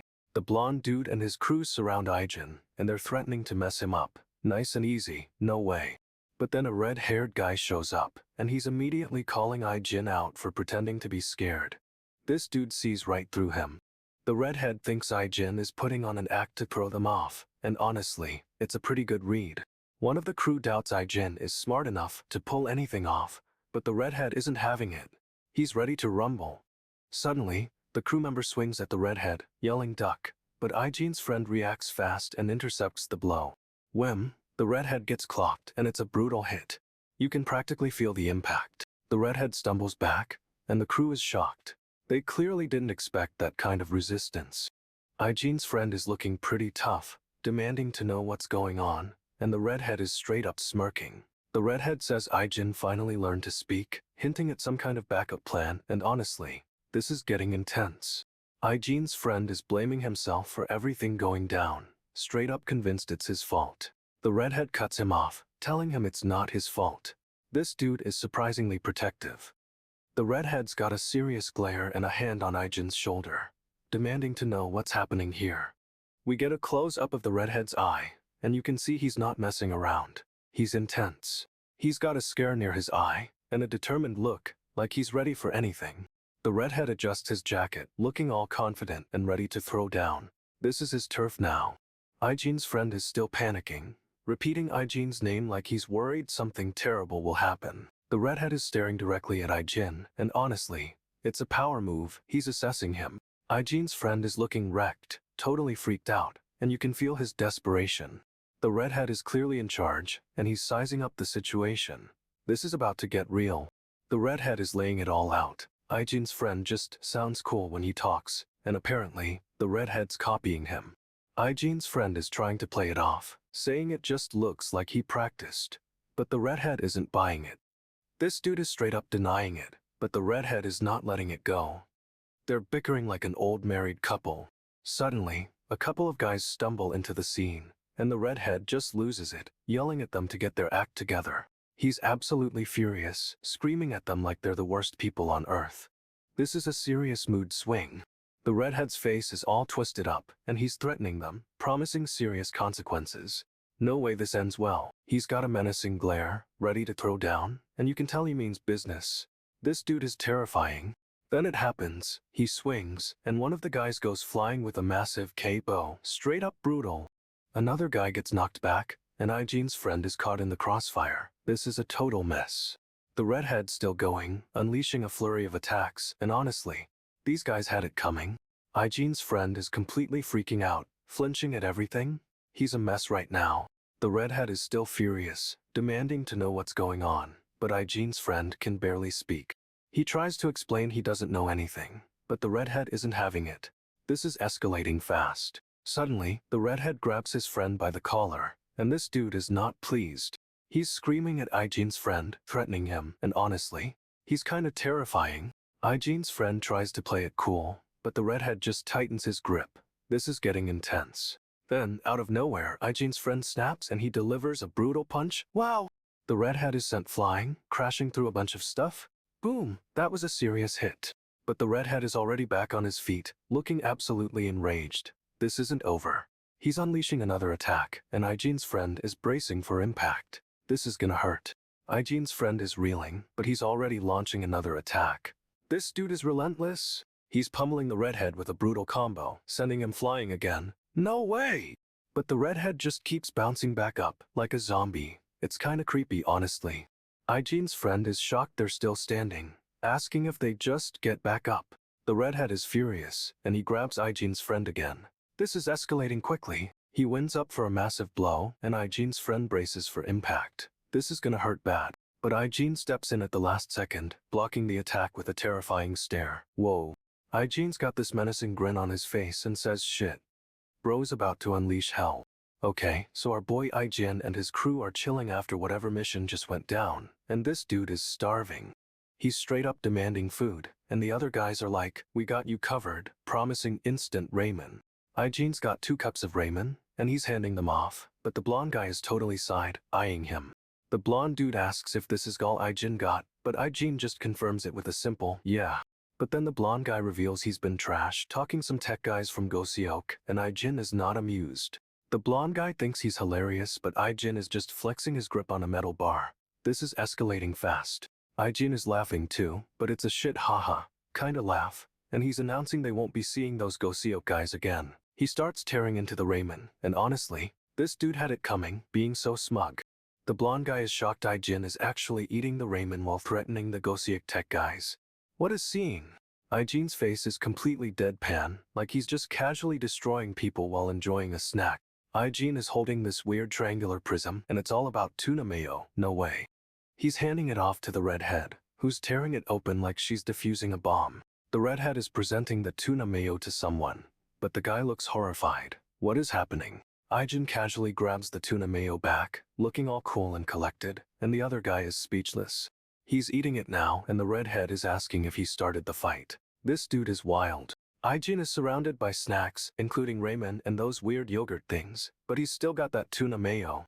The blonde guy is questioning everything, but Ijin doesn't even care. He's just enjoying his food. The redhead calls out Yongchan, and it's clear she's totally exasperated with Ijin's antics. She's looking at a guy with a shaved head, and Ijin's right there. This is a tense standoff. The redhead is totally freaking out, but Ijin is just standing there, stoic as ever. The redhead is laying down the law. Those types will eat you alive if you don't fight back, she says, straight up. A blonde guy chimes in, slurping ramen and telling everyone they gotta show these bullies who's boss. But the shaved head dude is clearly scared, worried they'll just get beat up for standing up for themselves. He wonders what if they do get hit. but the redhead cuts him off, saying they'll hit even if he seems scared. The redhead calls them bastards and Aijin just stares, looking totally unbothered. Aijin points out they just pick on the weak and quiet. It's a cold take, but true. The shaved head guy admits it's not always the case, but he's still hesitant, and honestly, we get it. Suddenly, a new guy with spiky silver hair appears, and he's radiating serious energy. He's looking at Aijin. This dude is sizing him up, and it's clear he's not messing around. Aijin stares back, and you can practically feel the tension building. This is about to go down. Aijin calmly explains he's been through worse than school bullies, like way worse. The spiky-haired dude scoffs, saying Aijin's just talking big, but Aijin doesn't even flinch. Aijin points out the guy's tense posture and how he's sizing everyone up. He's a fighter too, huh? The spiky-haired guy admits he used to be a soldier, and now he protects the weak, which is cool, honestly. But he's convinced Aijin is lying about his background, and demands to know what he's hiding. Aijin straight up says he doesn't need to explain himself, which makes the spiky-haired guy even angrier. The guy lunges at Aijin, ready to throw down, but Aijin just sidesteps like it's nothing. He grabs the guy's wrist, stopping the attack mid-air. No way, this is impressive speed. Aijin warns him not to underestimate people, and then effortlessly throws the guy over his shoulder. Everyone's shocked, but Aijin just walks away. Our boy is a beast, no doubt about it. Aijin's about to walk away, but the soldiers' crew starts surrounding him. They're not letting it go. The leader shouts that Aijin insulted a veteran and demands an apology. This dude is seriously testing him. Aijin just stares them down, and honestly, it's terrifying. He's not backing down at all. The leader swings at Aijin, but our boy casually blocks it with one hand. It's like he didn't even try. He grabs the leader's arm, and before anyone can react, he's already dislocating his shoulder. No mercy. The other soldiers rush in, but Aijin is a whirlwind of fists and feet. He's taking them all down. He's moving so fast, it's just a blur of motion. These guys didn't know what they signed up for. Aijin's knuckles are covered in blood, but he doesn't even seem fazed. This dude is a machine. The scene is chaos. Soldiers are on the ground, clutching their injuries, and Aijin is still going. But then, Aijin stops. He's looking at his own hand covered in blood, and things get intense. Aijin just stands there, staring at the carnage. It's like the fight triggered something inside him. He suddenly remembers a past mission, a brutal ambush where his squad was wiped out. It's a flashback to his old life. We get a glimpse of the ambush. It's intense, bodies everywhere, and a younger Aijin looking absolutely horrified. Back in the present, Aijin's eyes are glowing red, and his expression is terrifying. He's reliving that trauma. He's lost in the memory, seeing the faces of his fallen comrades. It's a heavy moment, bro. But then he snaps out of it. His eyes return to normal, and he seems to regain control. Thankfully, Aijin turns and starts walking away, leaving the mess behind. He's clearly shaken but composed. However, a shadowy figure appears in the background watching him. Who is this guy, seriously? It's a man in a suit, and he's got a serious look on his face. He's assessing Aijin, no doubt about it. The man adjusts his tie and clenches his fist. He's definitely planning something, and it's probably bad. Aijin's friend starts choking on his drink, and honestly, this dude had it coming. Aijin's friend asks if they've ever bullied anyone, and Aijin's expression is semi in denial. He claims they just joke around, but one of the guys is already clenching his fist. That's sus. This dude straight up says they've never hit anyone or made anyone run errands for them, but it feels like a lie. Aijin's friend is giving off major, I'm trying to remember, vibes. He's clearly searching his memory. Aijin's face is unreadable, but he's definitely thinking about all the times he casually destroyed people overseas. The blonde guy is getting flashbacks, and it looks like he's realizing they weren't exactly angels. Aijin's friend is trying to play it cool, but you can see the panic in his eyes. He knows something's up. The blonde guy is getting a nosebleed. Whatever he's remembering is clearly disturbing him. But then the friend starts smiling, a creepy, unsettling smile. No way, this is good. The friend claims he's only saying what he thinks Aijin wants to hear. He's totally backtracking now. But then the friend's face contorts in pain, and it's clear whatever he's remembering is rough. He says they never said anything harsh to him, but admits he doesn't know what to say. Total denial mode.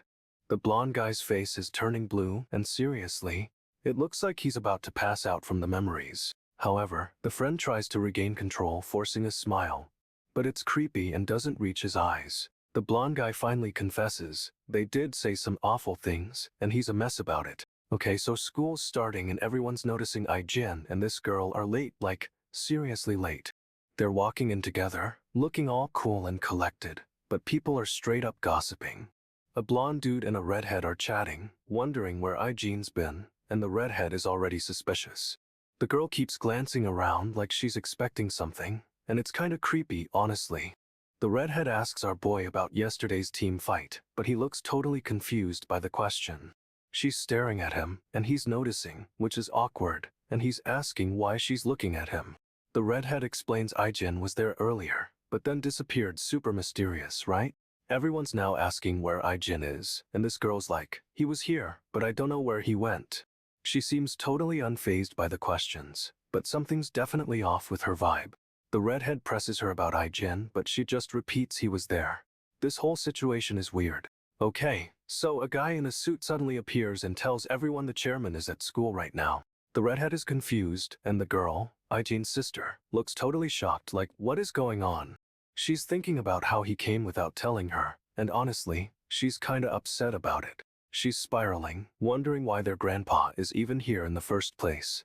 But then, cut to a distinguished older man explaining he came to thank Jin personally for saving his granddaughter, Yeona. He specifically says thank you for saving my Yeona, making it super clear who he's talking about. The girl's face is a mix of surprise and relief, but the redhead is still side-eyeing everything. She's remembering Jin being there earlier, and now it all clicks. He was probably meeting with the chairman. Our boy's sister is clearly stressed, and she's trying to figure out why Jin didn't tell her about this meeting. But the chairman's thanking Jin, and honestly, it's a sweet moment. Even if it's totally throwing everyone off. The chairman apologizes for involving Jin's sister, but Jin brushes it off. Yeona already said sorry. Jin's about to dip back to class, but the chairman stops him, launching into a serious explanation.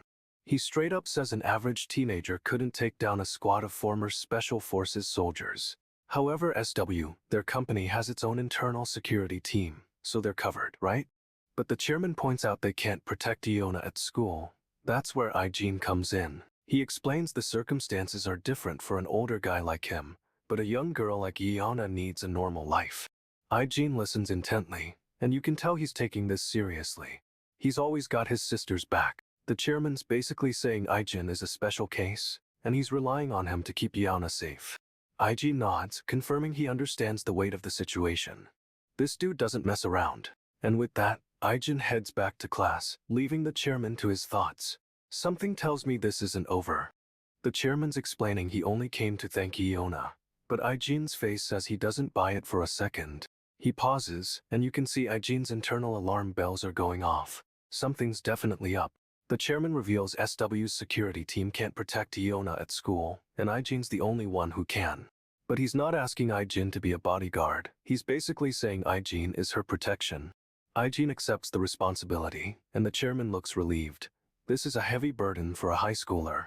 Jin turns to leave, and the chairman drops another bomb. He's been watching Jin since he got back. He explains he needed to assess if Jin could handle protecting Yeona, and honestly, a little creepy, bro.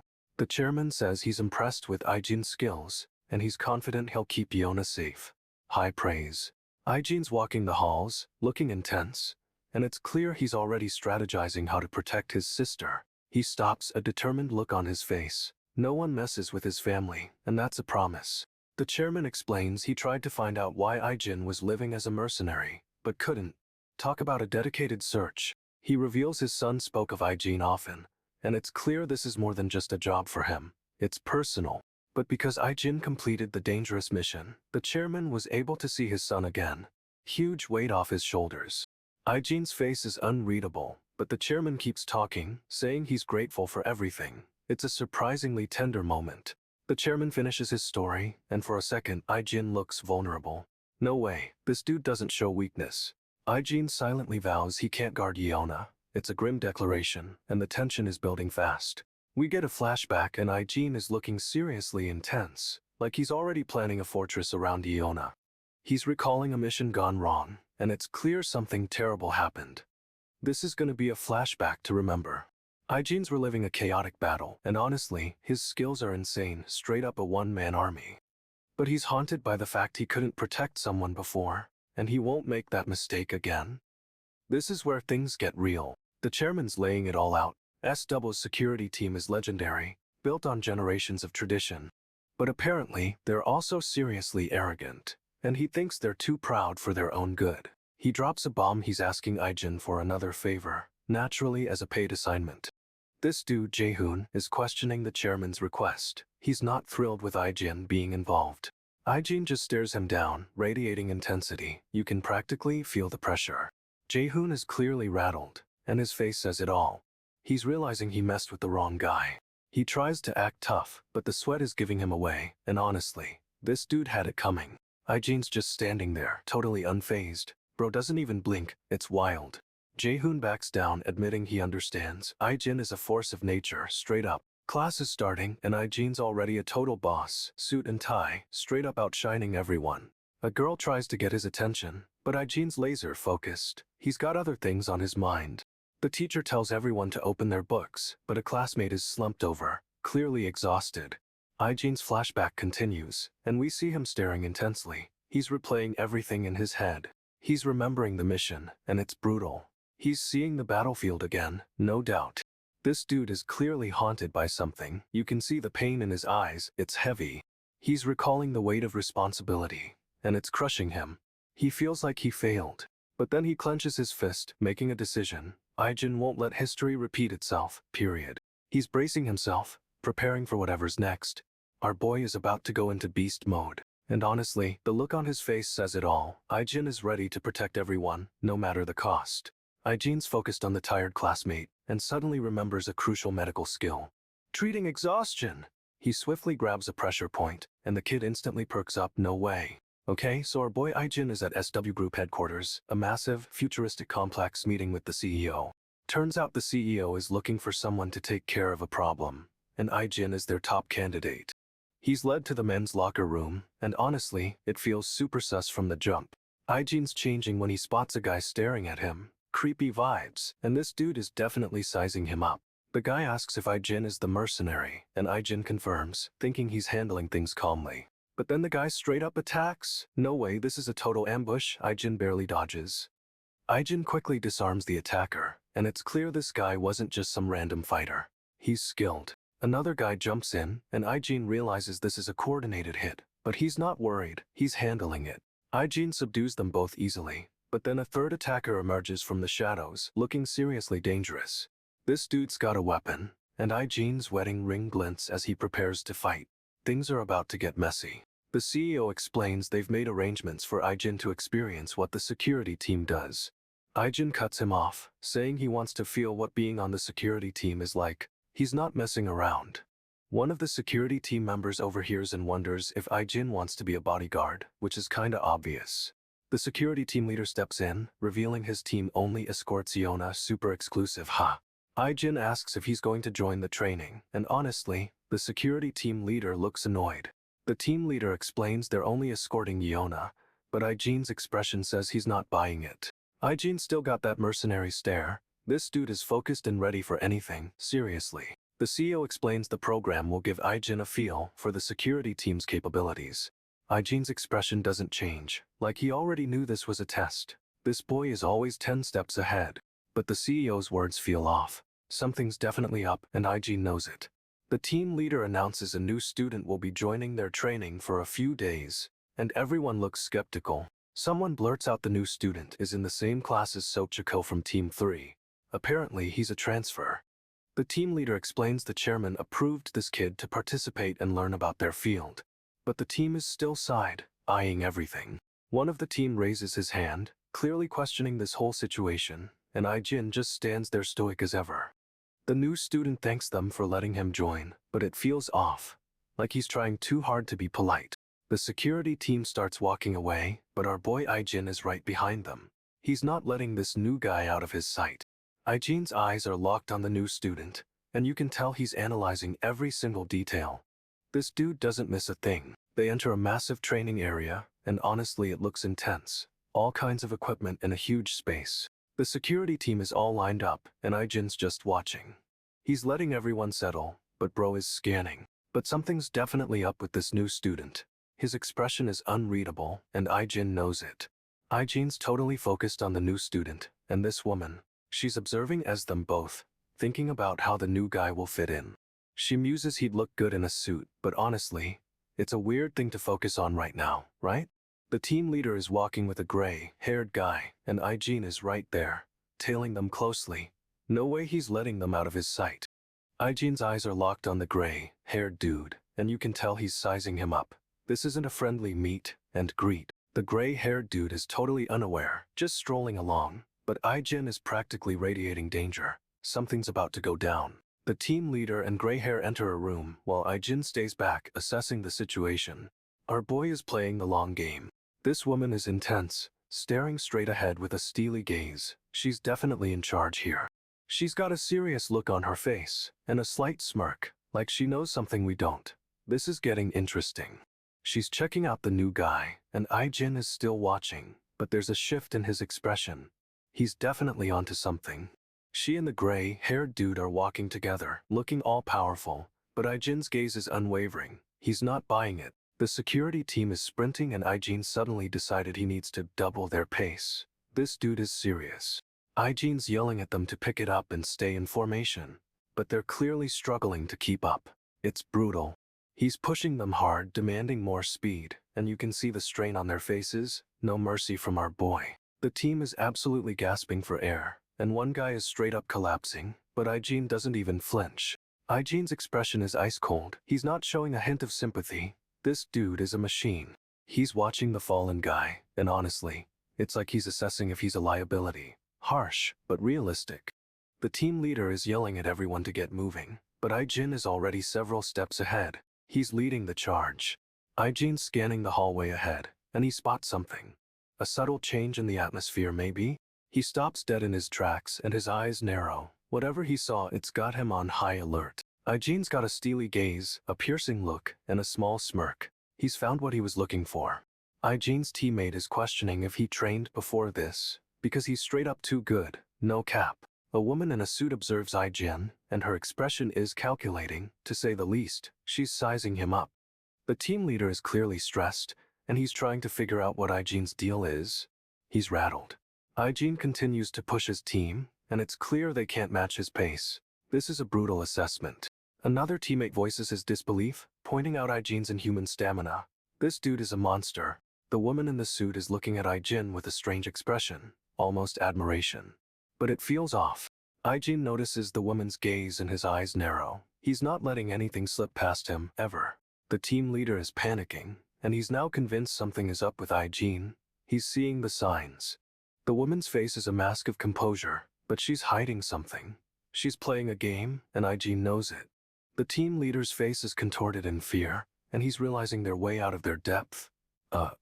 This instructor hears about Ijin and immediately wants a sparring match. Talk about overconfidence. He demands Ijin spar with a high school kid, but Ijin's teammate is not having it. He's defending our boy. The instructor goes off, asking what's wrong with everyone, but Ijin just stands there, silent and stoic. Ijin finally speaks up, and it's just one word, "Ipe," but it sends chills down everyone's spine. Suddenly, the instructor's face is inches from Ijin's, and he's screaming. This dude is losing it fast. Ijin doesn't flinch, doesn't even react, and just stares right back, cold as ice. No way. Then, Ijin drops the bomb. He doesn't mind sparring, and honestly, the instructor looks terrified. The woman in the suit and her partner are observing everything, and they look concerned, to say the least. The woman gives the instructor a look, and he immediately backs down. She's clearly the one in charge. Ijin calmly adjusts his jacket, and it's clear he's already 3 steps ahead. This guy is playing chess, not checkers. Okay, so the episode kicks off with everyone realizing our boy is a total beast, like seriously next level. They're carrying a badly beaten guy, and everyone is whispering about how this kid saved Ms. Yeona, even more than Seokcha did. One of the instructors is straight up stunned, thinking this kid is something else entirely, and remembers how crucial he was in saving Ms. Yeona.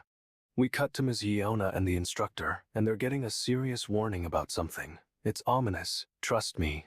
Ms. Yeona looks super intense, and the instructor is visibly worried. Whatever's happening, it's bad news. The instructor is all tense and focused, but then he starts shudu-di-rend. Something clearly has him rattled. Someone extends a hand, like they're offering a deal, saying over here, but it's super creepy and unsettling. but it turns out that hand belongs to the same guy they just carried in. He's clearly playing a double game. And honestly, this dude had it coming. He was clearly trying to manipulate everyone from the start. The instructor is realizing how much this kid helped. He's beginning to understand just how powerful this teenager really is. The instructor asks if they really want to send everyone at this kid. And bro, it's a valid question. One of the other guys is like, I don't mind, sir. Total yes man energy, honestly. The instructor is prepping some high-tech gear, a blue helmet, and it looks seriously intimidating. The other instructor questions if he's sure, pointing out how exhausted they all are. But our boy hasn't even broken a sweat. He straight up says he hasn't moved enough to be tired. This dude is a machine, I swear. The instructor hands over the helmet, and it's clear this is about to get real. Everyone's looking super tense and ready for a fight, but it's a bit unsettling, like they're eager. The instructor gives the signal, and it's good. The order is given, and they're moving out. They're entering a massive training arena, and it's all blue and red. This is where the showdown happens. The instructor is stopping, setting the mood, and our boy is just standing there, totally unfazed. One of the instructors asks if they're really using the headgear, but our boy just smirks and says he doesn't need it. He's so confident, he tells them to go ahead and use theirs if they need it. Talk about a power move. Then, do Jompi, he casually flicks the helmet off one of the other guys' heads with a single finger. He says they can use it if they need it, but then immediately yeets the helmet across the room. The audacity! The helmet goes flying, and the other instructor just stares, completely speechless. He's starting to regret this. The instructor is giving him the side eye, but our boy is just chilling, arms crossed and looking unbothered. He's just standing there, a total boss, while the other guys look like they're about to fight. The tension is insane. The instructor mutters punk under his breath. You know he's trying to stay professional but failing. This dude is just playing with them, and honestly, it's kind of hilarious to watch. He's straight up toying with everyone, and they're about to learn a serious lesson in humility. The woman and the suited guy are whispering. They think Byung-seok Choi is a tough opponent, but our boy isn't worried. She's humming to herself, analyzing the situation, and honestly, she looks like she's got a plan. The instructor is laying down the law. Hand-to-hand combat is all about physical strength, he says, but our boy is about to prove him wrong. They're sizing up Byung-seok, saying he's had rigorous training, but they have no idea what this kid is capable of. Here we go, the fight starts, and Byung-seok is immediately going on the offensive with a quick rush. Byung-seok throws a punch, but our boy casually sidesteps. It's like he's moving in slow motion. He dodges another attack, and then he delivers a lightning-fast counter punch. The punch lands, and the instructor is sent flying backwards, straight up through the air. The instructor crashes into something off-panel with a spubish sound effect, and honestly, this dude had it coming. The impact is huge and everyone is stunned. No one saw that knockout coming, not even Byung-seok. Byung-seok is staring down our boy, clearly shocked he just got wrecked. He's trying to read what's going on. Byung-seok launches another attack, kicking with serious force, but our boy just slides back effortlessly. He's dodging and weaving, making Byung-seok look slow, then lands a counter punch that sends Byung-seok stumbling. Byung-seok tries to regain his balance, but our boy is relentless, closing in for another attack. Away, he connects with a devastating punch that sends Byung-seok flying backwards again. This is brutal. Byung-seok is down, but he's still trying to get up, muttering about how strong our boy's punches are. He's looking at our boy with a mix of awe and fear, like he's realizing he messed with the wrong person. Our boy is just standing there, completely unfazed. He looks like he hasn't even broken a sweat. He leans down, getting right in Byung-seok's face, and honestly, it's super intimidating. Our boy says Byung-seok packs a stronger punch than he expected, but that's just a polite way of saying you're weak. Our boy is about to land another blow, but Byung-seok somehow manages to block it with his arm. What? Byung-seok's guard is solid, and he's actually smirking, saying our boy won't break through. But our boy isn't even trying to break it. He's aiming for something else entirely. He's going for Byung-seok's side, and it's a brutal, lightning-fast strike to the ribs. No way. Byung-seok is reeling, clutching his side, and is clearly in serious pain. Ouch! He's stunned, questioning what just happened, and our boy just stares him down with that cold gaze. Our boy is leaning in close, and Byung-seok looks absolutely terrified. This is intense. He's saying he expected more from Byung-seok, straight up disrespecting him right now. Byung-seok is trying to fight through the pain, but it's clear our boy has completely broken his spirit. And then, boom, another punch lands, sending Byung-seok flying again, completely defeated. Byung-seok tries to kick our boy, but he just blocks it with his arm. Smooth move. Byung-seok is questioning what's happening, but our boy doesn't even bother responding.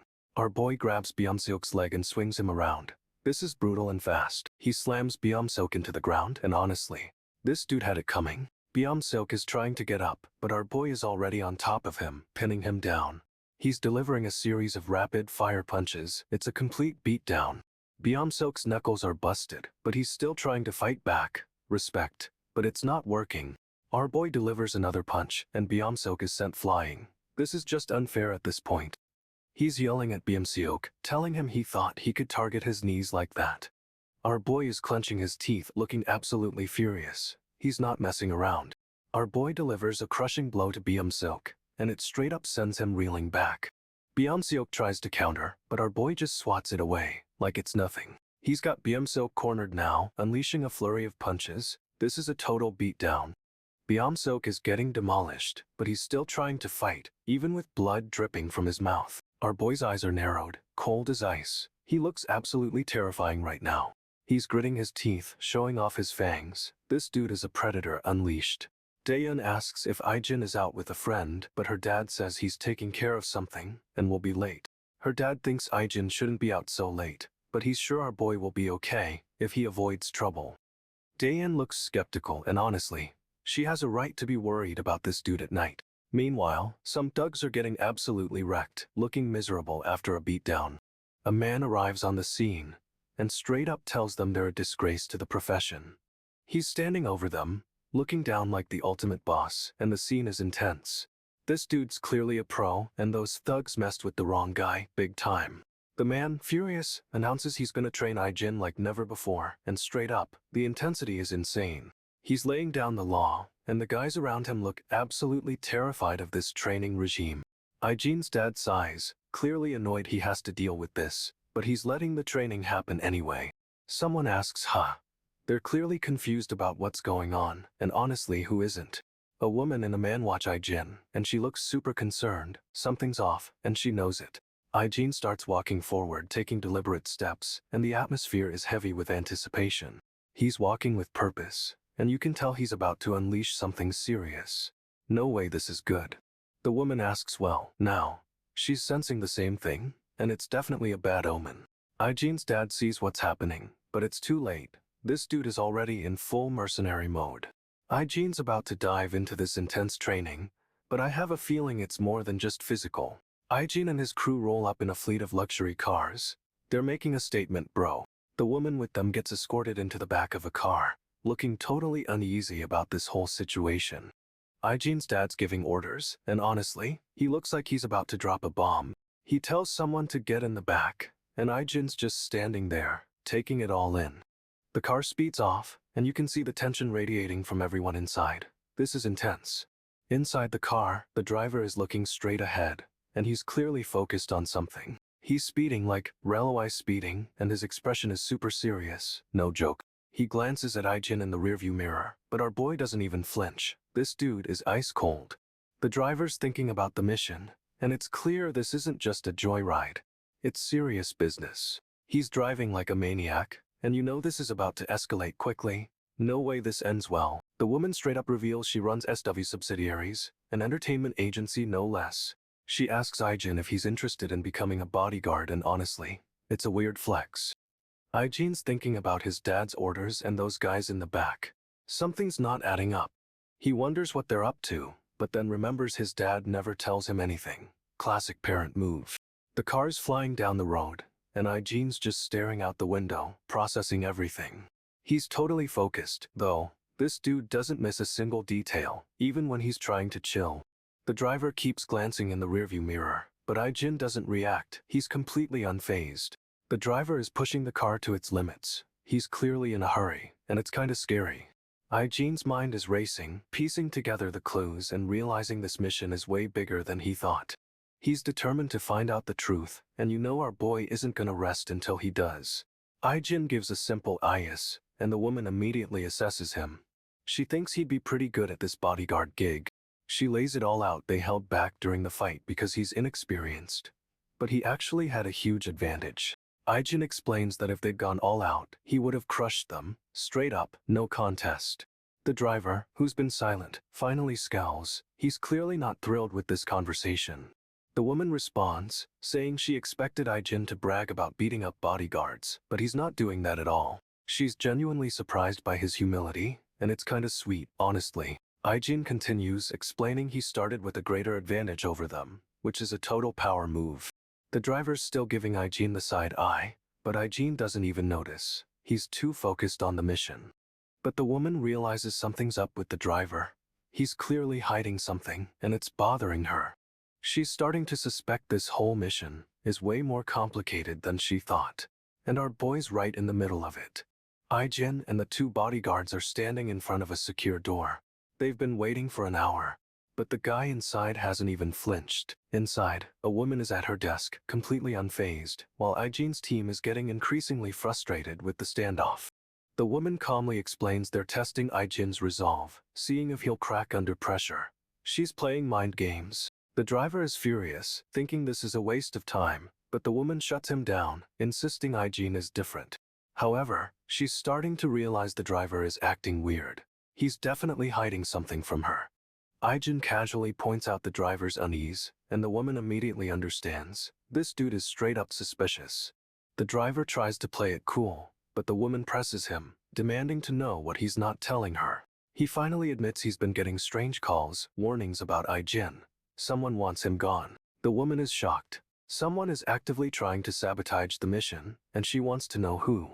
Aijin remains calm, but bro is definitely processing this new info. This whole thing is about to blow up. Aijin jumps into action, dodging a blade aimed right at him. This dude moves fast. He's already countering, throwing knives at the security team while leaping into the fray. One bodyguard goes down clutching his arm. Aijin's accuracy is insane, no way.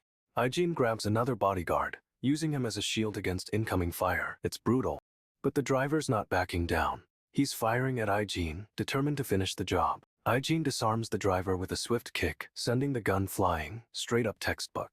He's now holding a knife to the driver's throat, demanding to know who sent him. The driver's bleeding, but he's defiant, refusing to talk. This guy is tough. Aijin's expression is chilling. He's not afraid to get answers, and honestly, this dude had it coming. However, Aijin suddenly stops, looking past the driver. Something's caught his attention. A car speeds away from the scene, tires screeching. It's a full-on getaway, no doubt. Aijin's teammate asks if he's okay after such a long, intense day. But our boy is clearly still on high alert. Our boy is straight up making lunch for his grandpa, prepping a full bento box with rice and all the fixings. He announces he's taking the lunch to his grandpa's workplace, saying he hasn't visited in a while since he came home. He's frying up an omelette, and it looks same as Ianju, but his older brother suddenly shows up and asks where he's going. The brother decides he's tagging along, which is a little weird, but our boy doesn't seem to mind too much. For some reason, he's grabbing chopsticks while his brother is still talking, like he's expecting a food fight or something. The brother asks his workplace, and our boy confirms, setting the stage for whatever's about to go down. He's making a second omelette. Seriously, this dude is a cooking machine, and his brother is just watching. The brother seems genuinely surprised by this whole lunch delivery situation, and honestly, it's a little sus. He's got a determined look on his face, like this lunch run is more important than it seems, and we all know that's usually true. Our boy is totally focused, and you just know something's about to happen, because that's just how this manhwa rolls. They arrive at the building, and a security guard immediately asks if our boy won the lottery. He's looking good. The guard comments on how happy he seems since Aijin's return, which is cryptic, to say the least. Aijin plays it cool, asking the guard if he'll be going through the security logs later tonight. The guard agrees, but Aijin's request is seriously weirding him out, and honestly, it should. Our boy is now rifling through a trash can, and the guard is just standing there, totally confused. He's pulling out crumpled papers. Apparently, he's looking for something specific, but what? Aijin explains he's just excited about his grandpa's return, but the guard doesn't buy it for a second. Flashback time, we see a younger Aijin getting a super emotional hug from his grandpa. It's a sweet moment, but it's clear Aijin is a total softie when it comes to family, and that's dangerous. He's straight up pretending he wasn't digging through the trash, claiming excitement got the best of him. Ijean's still pretending everything's normal, but the guard is definitely suspicious of his whole operation.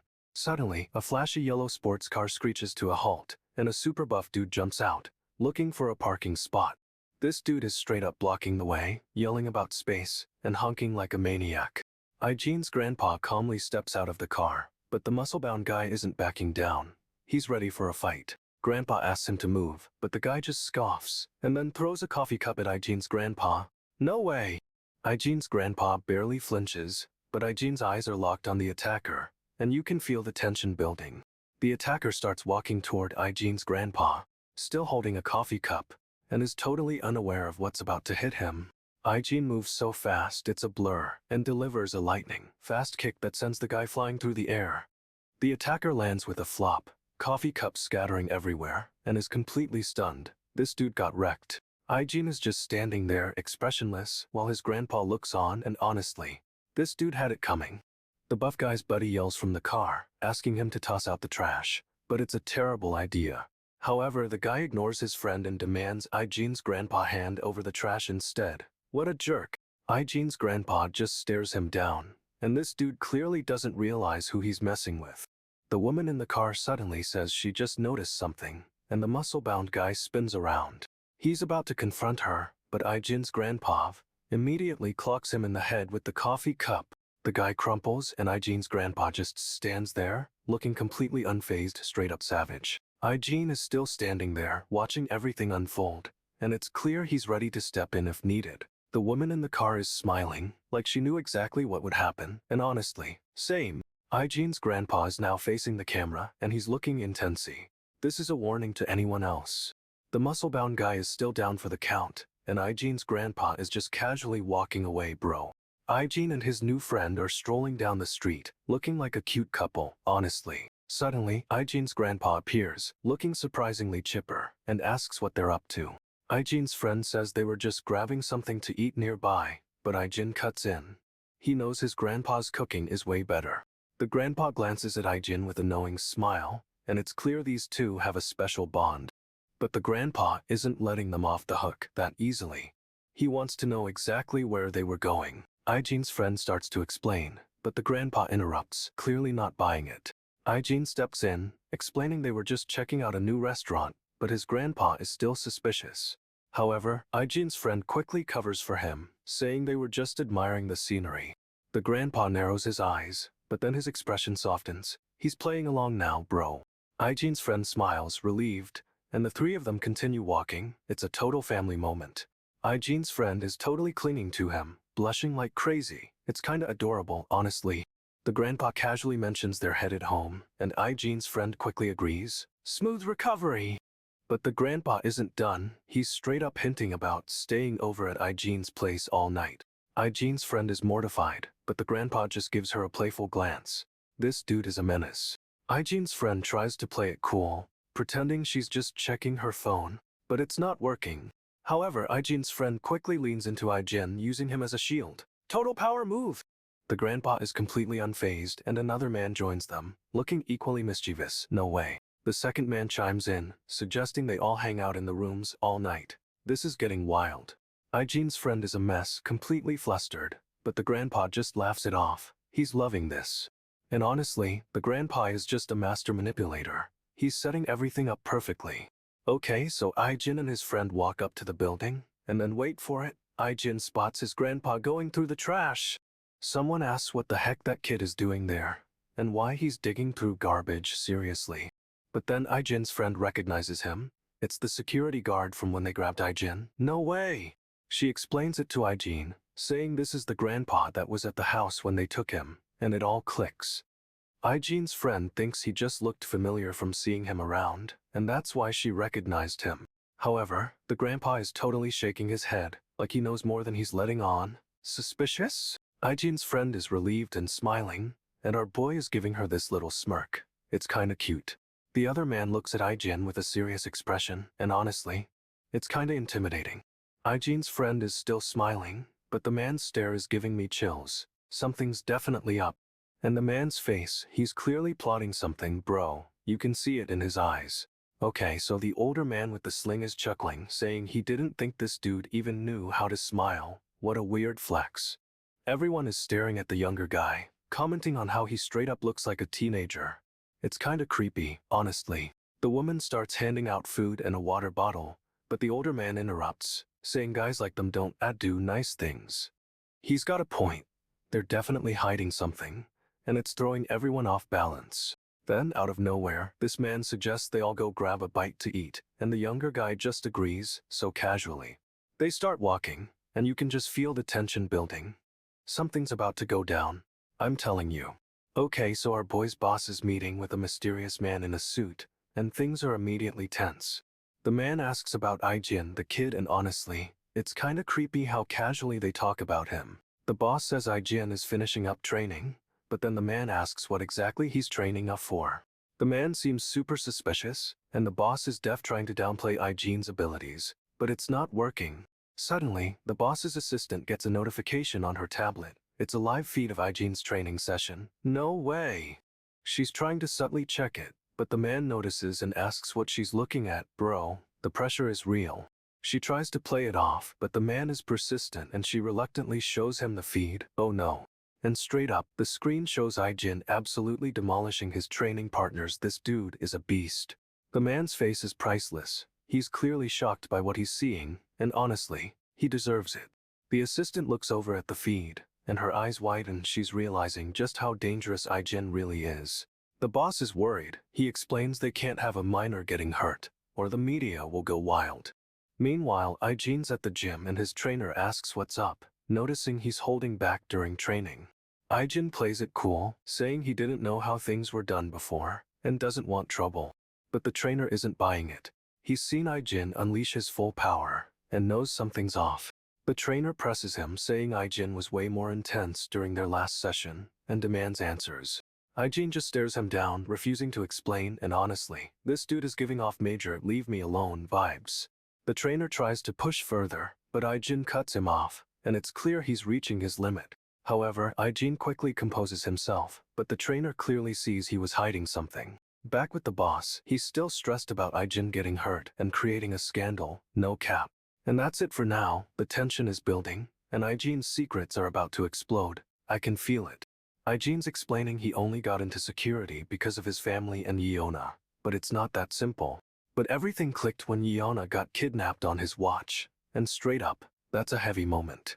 He was able to stop a similar kidnapping right before they got back to Korea, so he started learning everything. The trainer asks how Aijin learned to handle those kidnappers, and honestly, good question.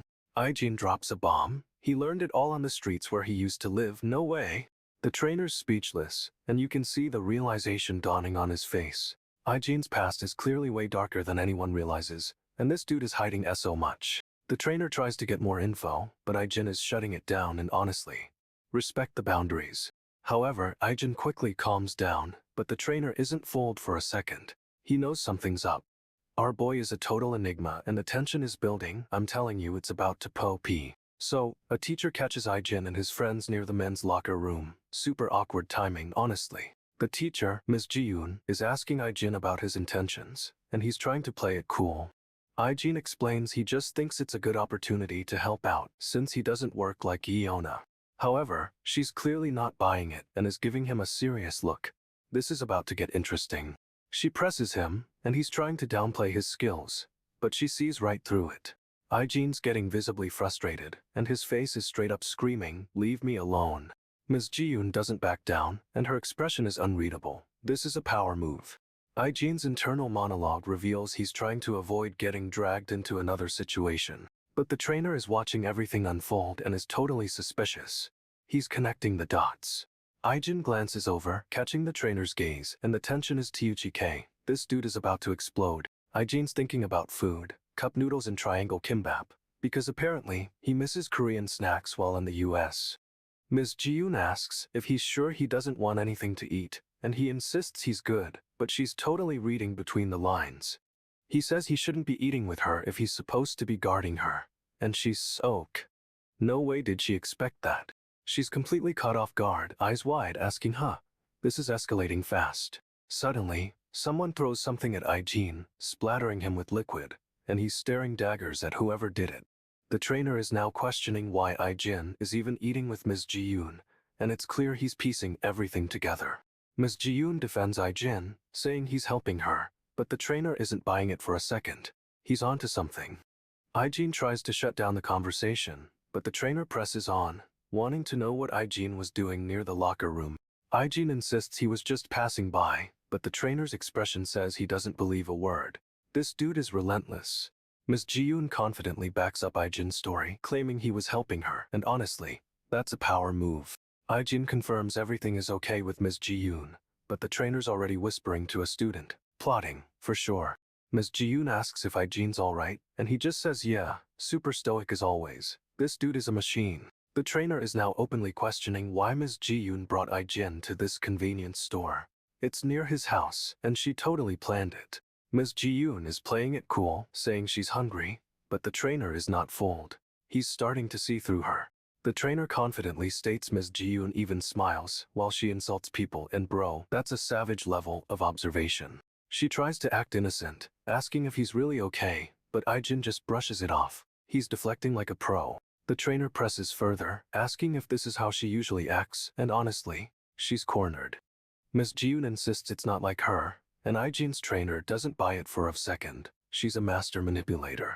She's straight up admitting she enjoys subtly insulting people, and the trainer is visibly amused. This is wild. The trainer lets out a little snicker, clearly realizing Ms. Ji-yoon is a whole different level of chaotic. This is gold. Ai-jin's trainer is down, badly injured, and insists Ai-jin leaves him. One of them has to make it. The trainer coughs up blood, claiming he doesn't have much time left anyway, and it's brutal. He straight up says Ai-jin shouldn't feel bad about leaving him behind. This dude is sacrificing himself. Ai-jin refuses, but the trainer is adamant, saying he won't live much longer even if Ai-jin saves him today. The trainer repeats that Ai-jin needs to go, insisting he doesn't have to feel bad about leaving him. Ai-jin tries to argue, but the trainer is too weak to even stand. It's heartbreaking, honestly. He's panting, barely conscious, and says just go without me, and it's a gut punch. Ai-jin grabs the trainer, determined to carry him, but the trainer protests, saying one of us should live, at least. The trainer coughs, looking up at Ai-jin, and says he doesn't have much time left. This is heavy. He finishes by saying Ai-jin shouldn't feel bad about leaving, and bro, that's the ultimate sacrifice. Ai-jin thanks the trainer, but the shadowy figure behind him points out he's alone. Everyone else refused to help. The figure suggests maybe they just needed more time, but then a rustling sound cuts through the air, and Ai-jin's on high alert. We see a close-up of a shoe stepping on leaves, and bro, the tension is building. Something's definitely there. Ai-jin's trainer is still trying to push him away, insisting one of them needs to survive, and it's a seriously heartbreaking moment.